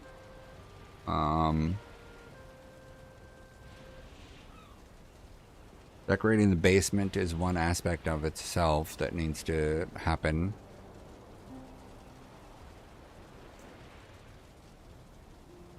I need to put in a dock.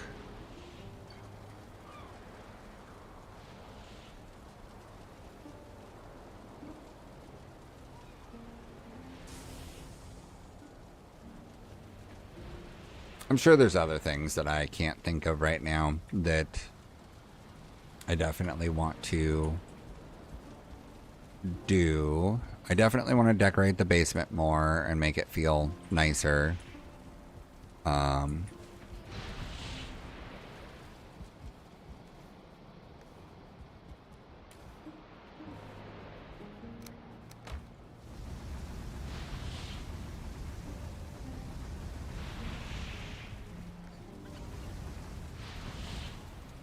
I don't know what I want to do for lunch, and excuse me, God, I am feeling much hungrier than I usually am at lunchtime. But I think that's because I ate some breakfast, and I usually don't eat breakfast. I think the eating a little bit got my stomach inspired. Like, hey, this is what food is. You want some?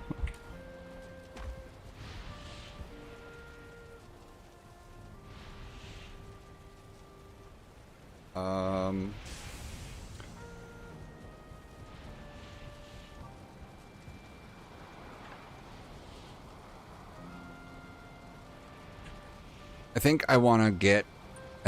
we have a mountain on this island. I think I want to go get some wolves. It would be nice also if I could bring boars here, but I don't know a way to viably get boars on a boat and then get them across the ocean.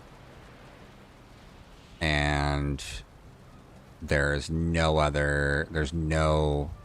meadow on this entire island.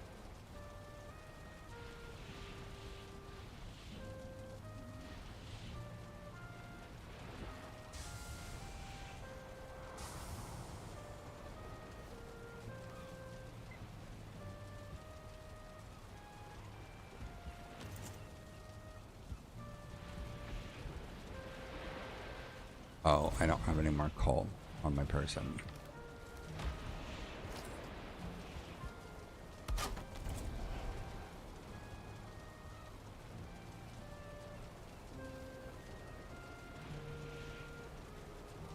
Okay, so this is long-term goals for this district only.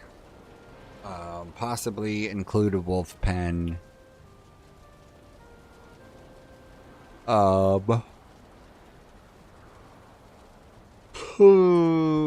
I don't know. I mean, I might have other like random thoughts of things to do decoration wise, but I feel like these buildings that I've completed are all pretty good.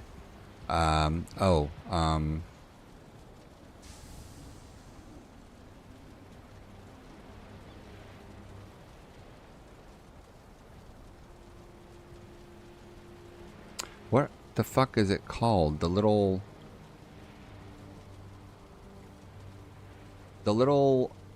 hut thing, not a hut, a covered area.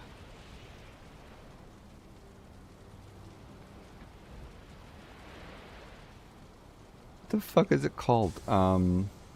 Stall. Gotta do the last stall.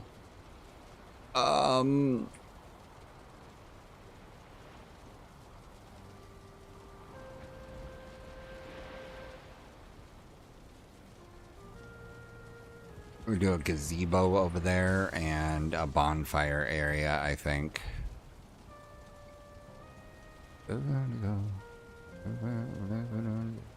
Ooh. Might include a graveyard.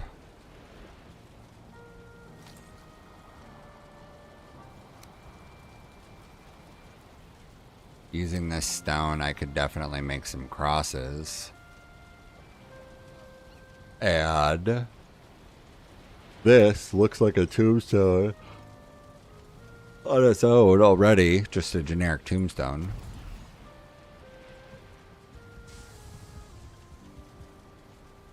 Cause my head is in overdrive, I'm sorry, but it's too late. And it's worth saving.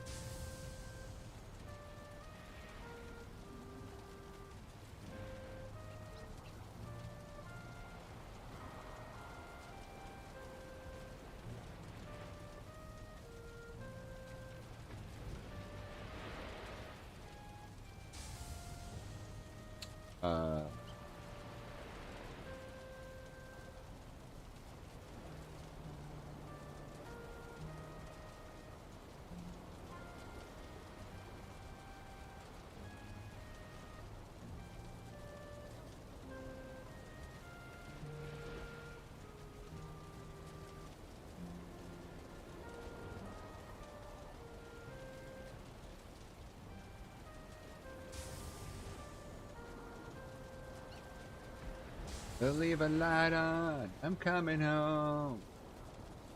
We're not very young. Fucking pause and I like.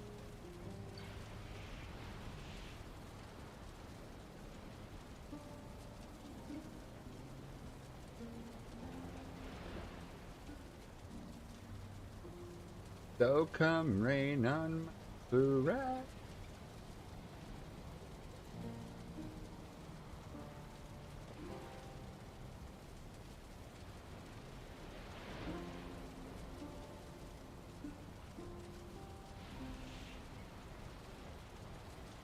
So come rain on my parade.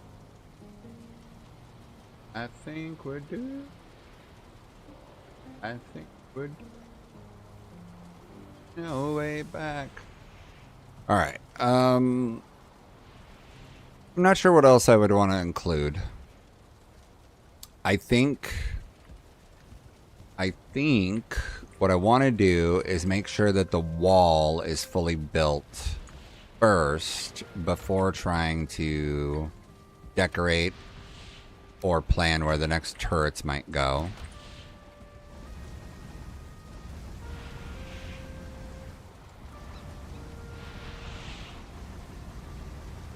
I probably also need to make a short goals thing.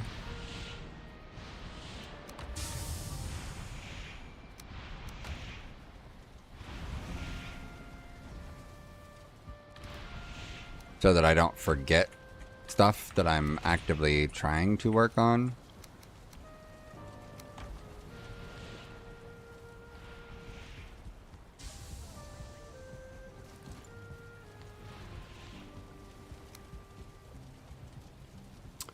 Yeah, we're going to leave the big goals there, and then we need a to-do list that's more easy to see.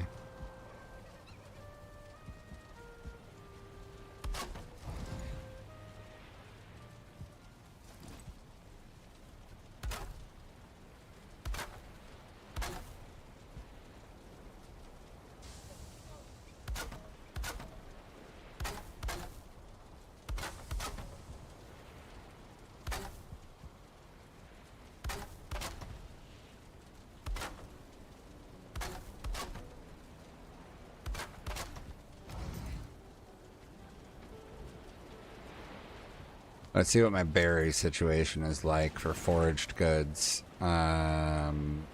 Raspberries, blueberries, red mushrooms.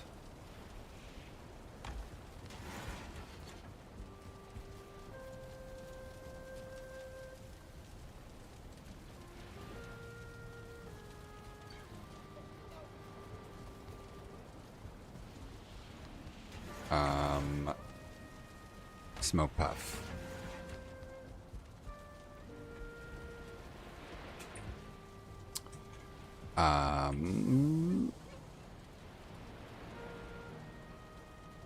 Tame wolves.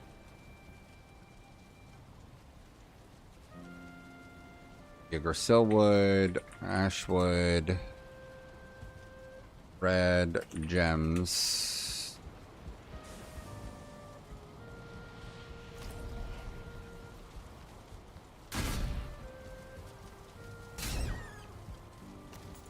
You'll find me in the same spot you're leaving. I never thought my life turns upside down. That right when I was wrong, and this will be the downfall of us all.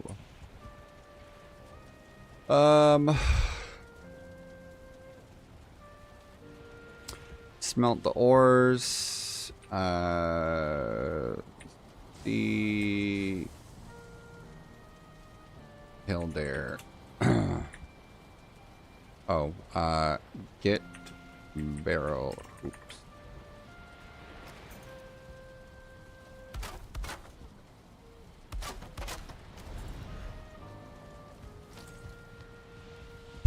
The list of short-term goals is a rather long one.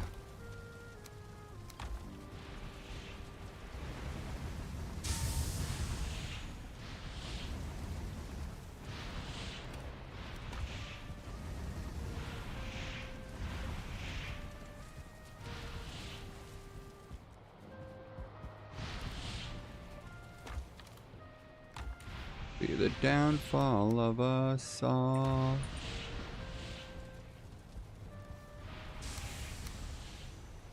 Let's see. Bum bum bum bum bum bum bum bum bum bum bum. Yeah, I need bloodstones and the Gracilli wood.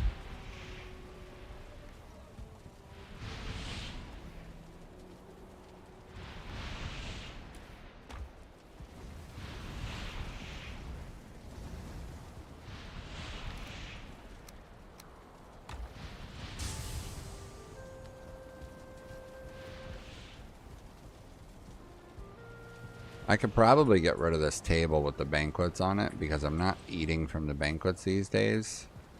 And it's just kind of created an obstacle to run around.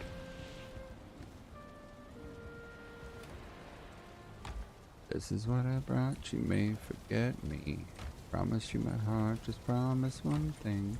Kiss my eyes and sleep.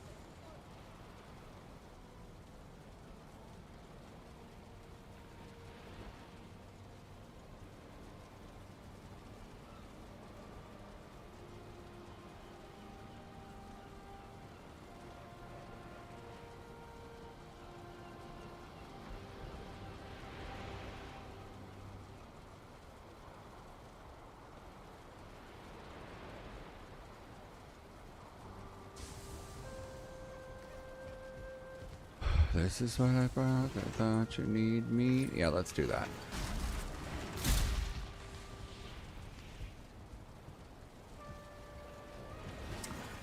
I'm honestly just not using feasts. I don't even remember what goes into making the other feast. Let's see, Black Forest, meadows, mountain, swamp.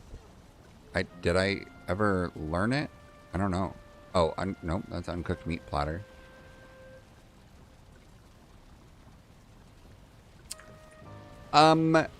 So I have right now I have my melee gear on. So usually what I do is when I'm building, I keep all of my melee gear on because I can run stamina and survive. But I've been, every time I go to Ashlands lately, I've been doing mage armor. Just trying to get used to it. I had never done mage gear up until literally the last couple weeks. So it's all been new to me.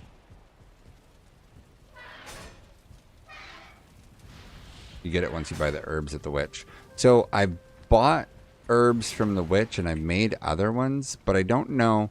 So some of the things are you have to have crafted certain things. So like, for example, meats. I haven't necessarily cooked every raw meat. Like made a cooked version of it once. And some of the stuff requires you to have cooked a thing already. But I don't see whatever the Mistlands feast is. Unbaked lox pie. Let me, you know what? Google knows. Valheim, Mistlands feast.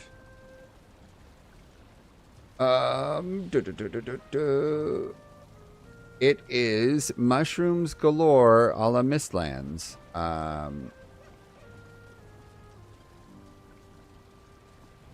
So the issue is that I have never made a Yggdrasil porridge, is what it looks like.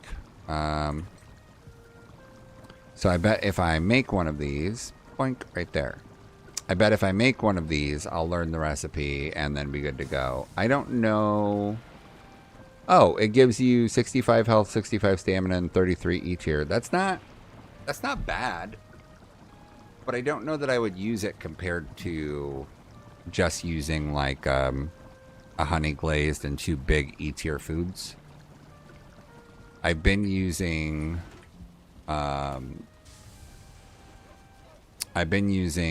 the marinated greens and sizzling berry broth or the seeker porridge. This one. Seeker aspic, just because I had so much seeker meat. It was so cheap to make. So I've been running 2 E tier foods and a health food when I'm playing as a mage. But when I'm at my base, I found that I can't run from place to place building if I don't do a bunch of stamina food.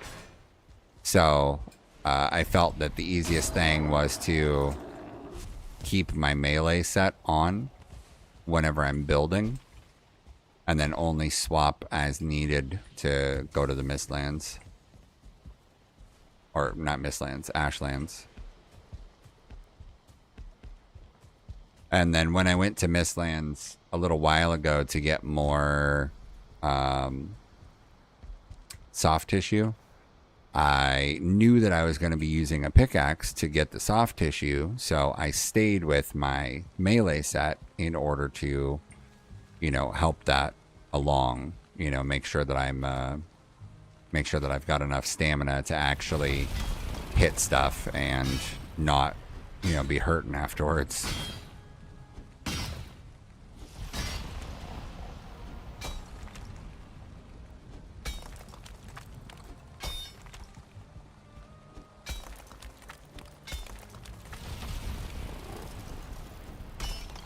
Yeah, being a mage has been honestly really exciting because it's a lot of kiting, which I enjoy because I used to play kite classes on EverQuest and World of Warcraft back in the day.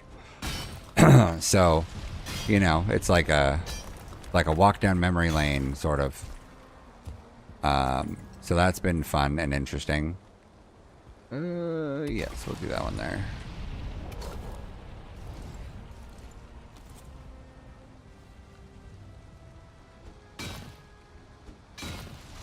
Yeah, I was just saying the other day that I think that they could do mage stuff slightly better, but also at the same time, it might be worth it for them to nerf a little bit of what you're capable of doing as a mage, just because mages really have it easy in comparison to being a meleeer. Like, really, really easy by comparison. But I was thinking, because mages don't have the stamina generally to sprint around a lot and whatnot, it might be cool if there was like 2 abilities per staff. And if they gave you a utility staff and made it to where you could like use your entire E tier bar, but that it requires at least 100 E tier, and have it give you a 60-second uses no stamina to sprint or something, right? So that you have the ability to get around more. But then also separately do something similar for having no weight issues, like, you know, being impervious to being overweight, because then you aren't, you know, moving 3 feet, becoming overweight, having to drop everything, and then, you know, do that whole thing is really tedious.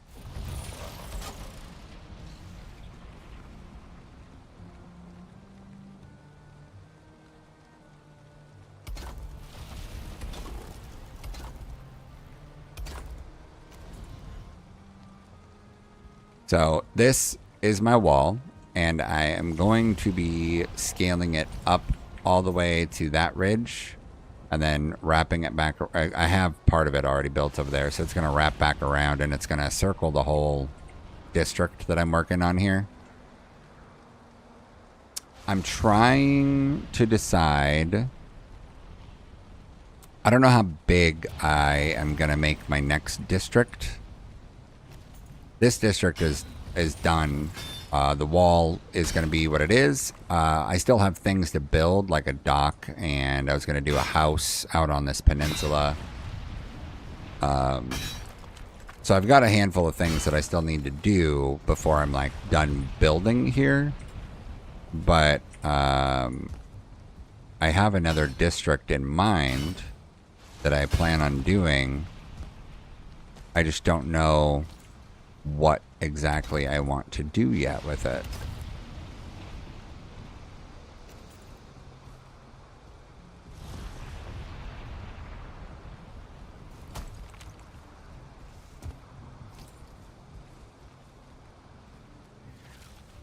Oh.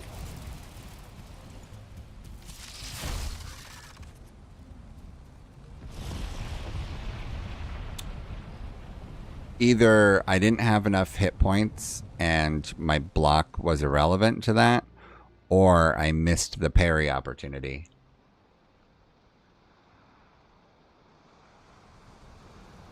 I've always been a big fan of the parry.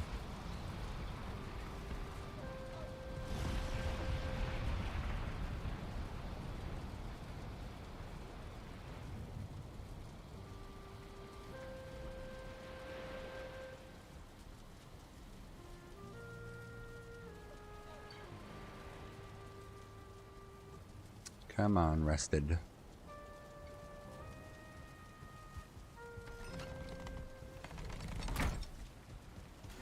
Yeah, big ouch. But you know what they say, it do be like that sometimes. Oh no, a dead end. Whatever will I do? Shh, it's a secret. And then, boink. What? I love the secret exits and entrances.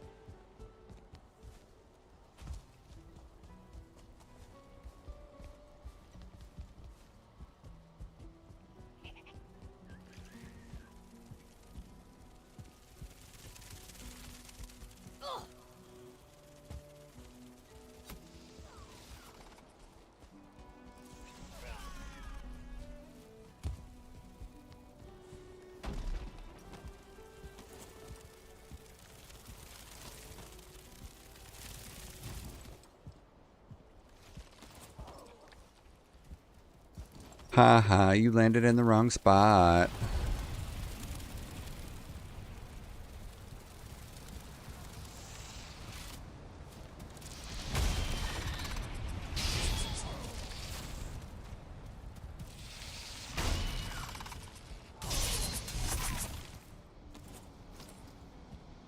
See, I was a little more prepared that time.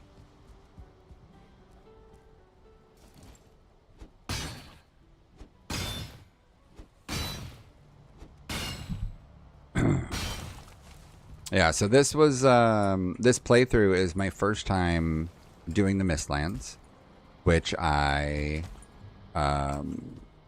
probably went into the Mistlands for the first time about a month ago. And of course that got a lot of hours and did a lot of work in there. Killed a bunch of shit. And then of course this was also my first time in Ashlands.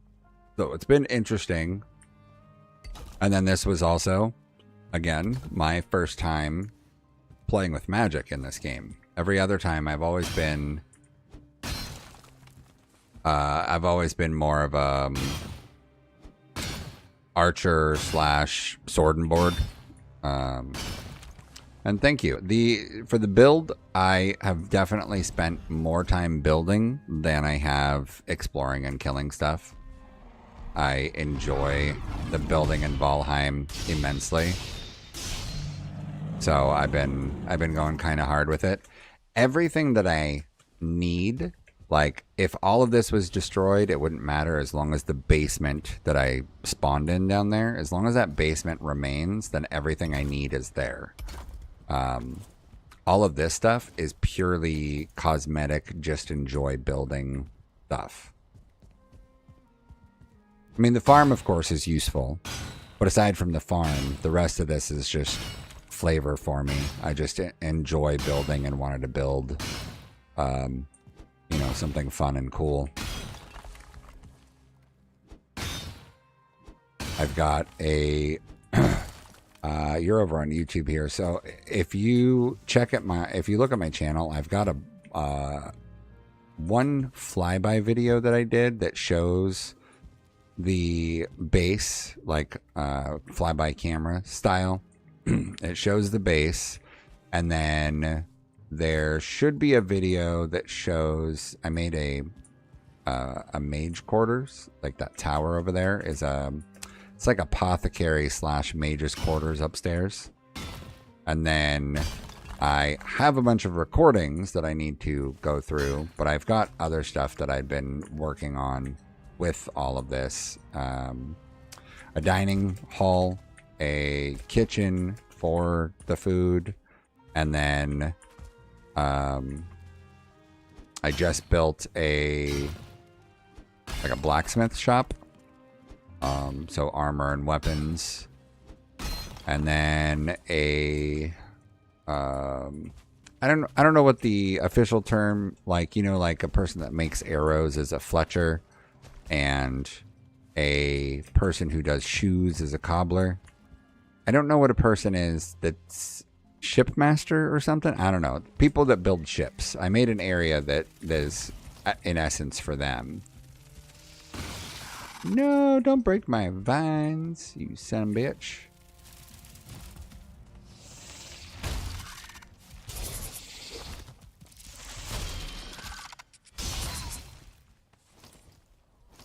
I think he broke some of the vines on his way down.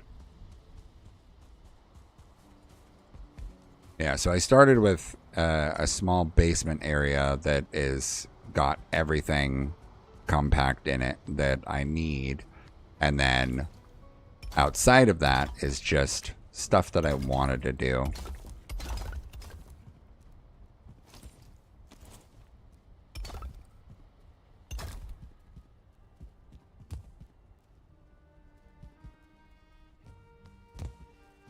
Okay, now I don't know how quickly this will rise as I place these blocks to go higher.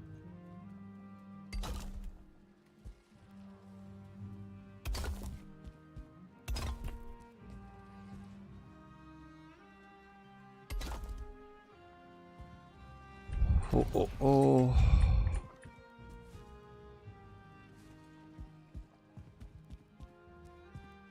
I need to knock out some of these stones here.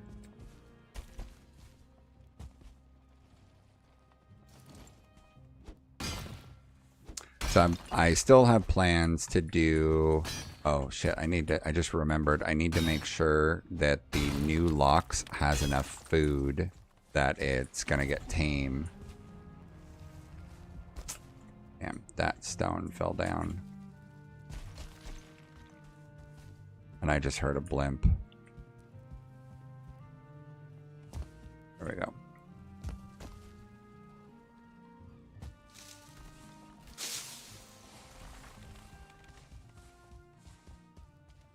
Why did I just hear something that sounded like crumbling stone? Oh. This used to be stairs here.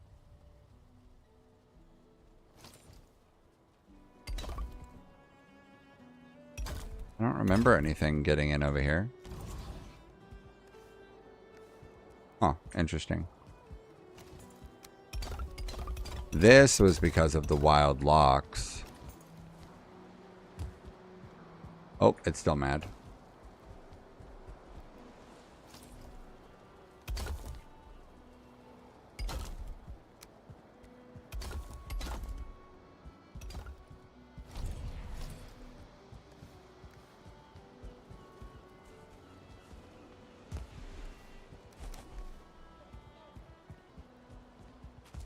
Oh, 33% tame.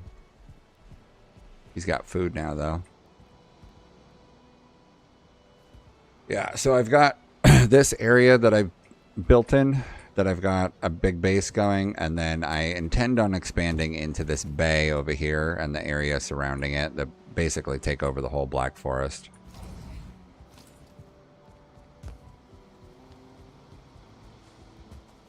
Well, I mean, if the mage build is feeling too easy, then you can always just try sword and board or, you know, bow and arrow and stuff. But for me, no matter whether or not it gets easy, wow, something did a lot of destruction out here. Whether it gets easy or not, I am enjoying the building aspect, so I always have that to go back to. But I'm still learning Ashlands enough that it's not... I would say that it's not easy for me yet. Still a lot of death and, you know, learning experiences.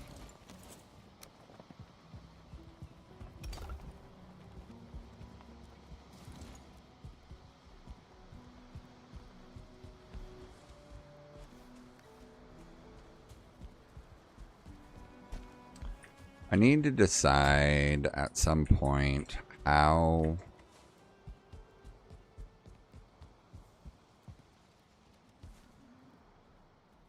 do I say it? I don't want the wall to look boring, so I want to dress it up in a way that it looks cool. But I'm not sure what way to do that. Not yet, at least.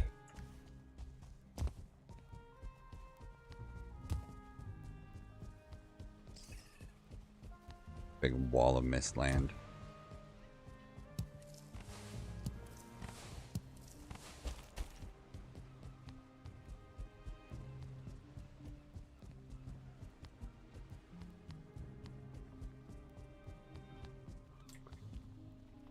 So eventually this will be a taller tower structure.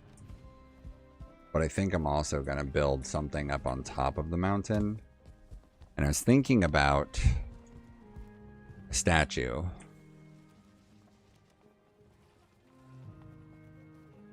So, what did all of this random destruction?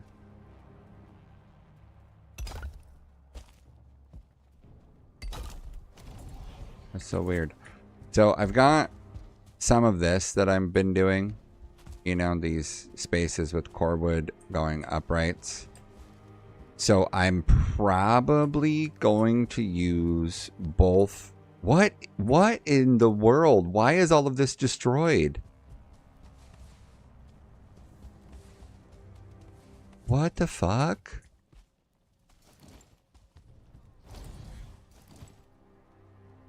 Is there like an invisible monster here? I'm so confused right now.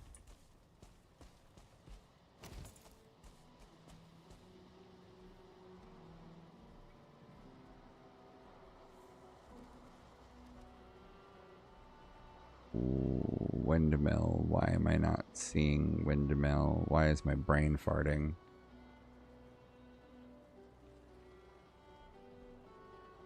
There it is. I don't have an artisan table out here. Mother father.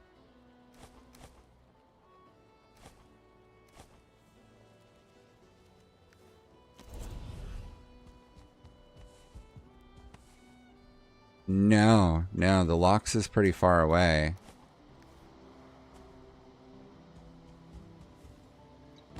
The Lox is way over here.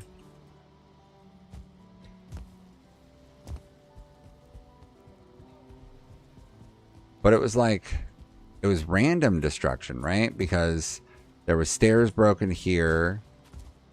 I just picked up some stone here, which means maybe there's stone broken underneath. There was some random pieces over here that were broken. Yeah, I don't know. That's weird. Something... Oh, see? Something else over here. Now, this piece broke. That is so weird. I wonder if there's like a... I wonder if there was an invisible monster or a bug of some kind. That's big weird. I need to build an artisan table out there, and then I gotta take off to go get my kid, and I will probably end the stream because I gotta do lunchtime routine. Oh, come on.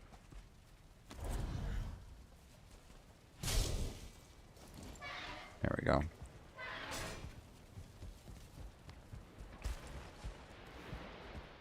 There's no, like, build limits in Valheim that, like, oh, you build enough stuff and some of it will randomly break. Like, that's not a thing. I don't think I've ever heard of that.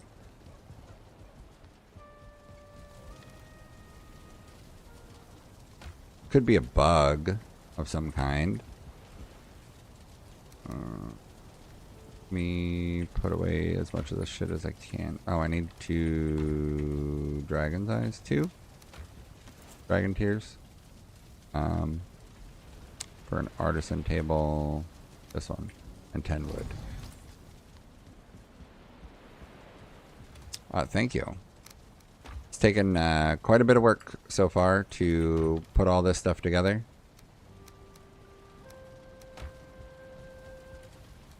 And it's not done because I have a lot of things that I want to do.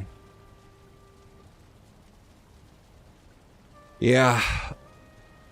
I just don't know what would have done that much random destruction.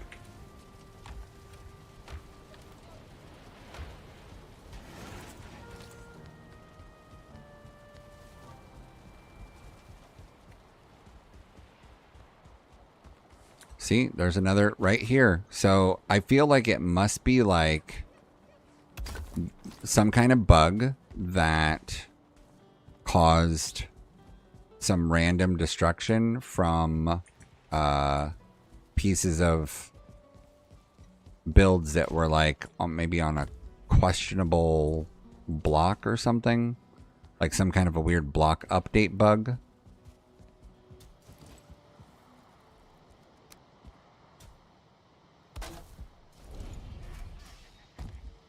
I hear some goblins outside the wall.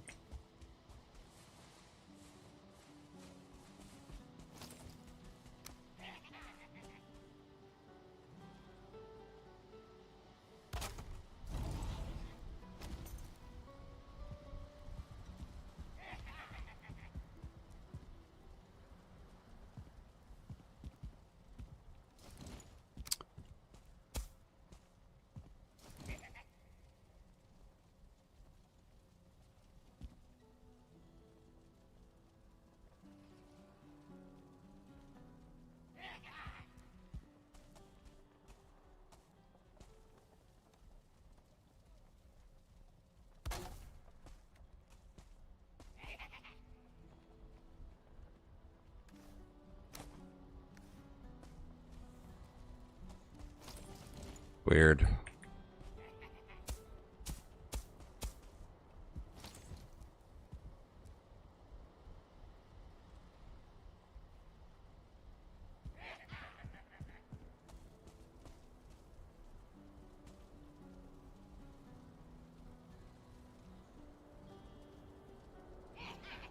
Why is it being so picky?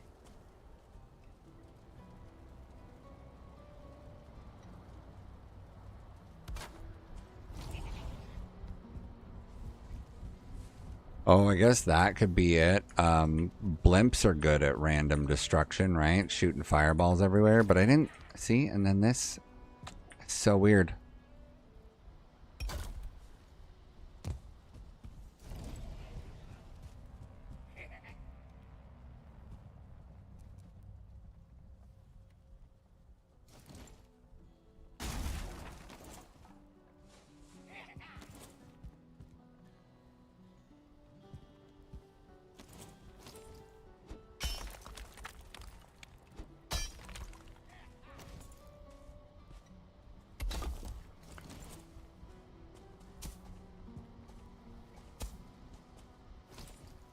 Just do this. Let's just make a stone pad for it to sit on.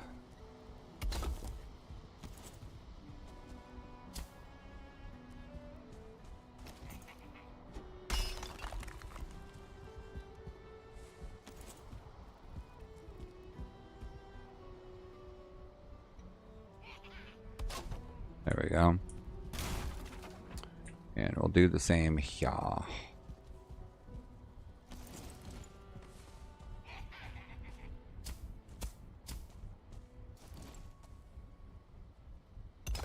Oh, let's do it one more this way, just so I've got a little bit of walkway space.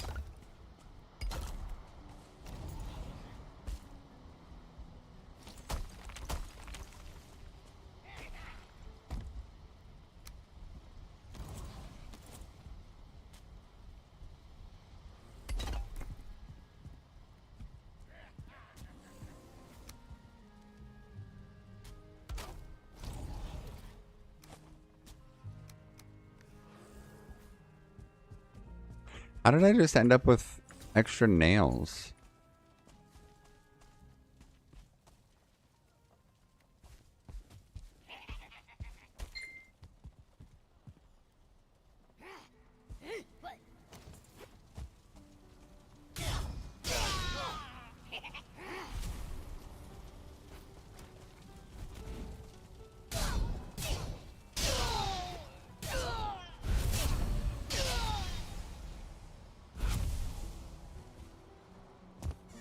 Okay.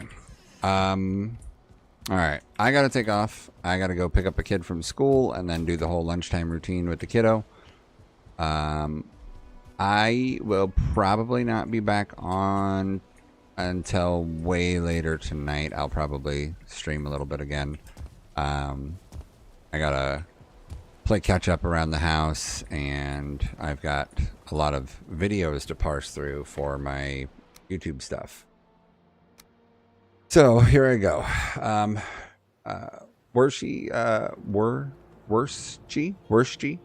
I'm not sure how to pronounce your name, but hey, thanks for hanging out, coming by, and all that fun stuff. And sub if you want to see when I'm back on again, or if you want, check out the channel, and then Twitch also if you would rather watch there at some point. But appreciate it. And yeah, if you want to see more of the build stuff, I plan on posting more content to the YouTube channel. So I will have that going at some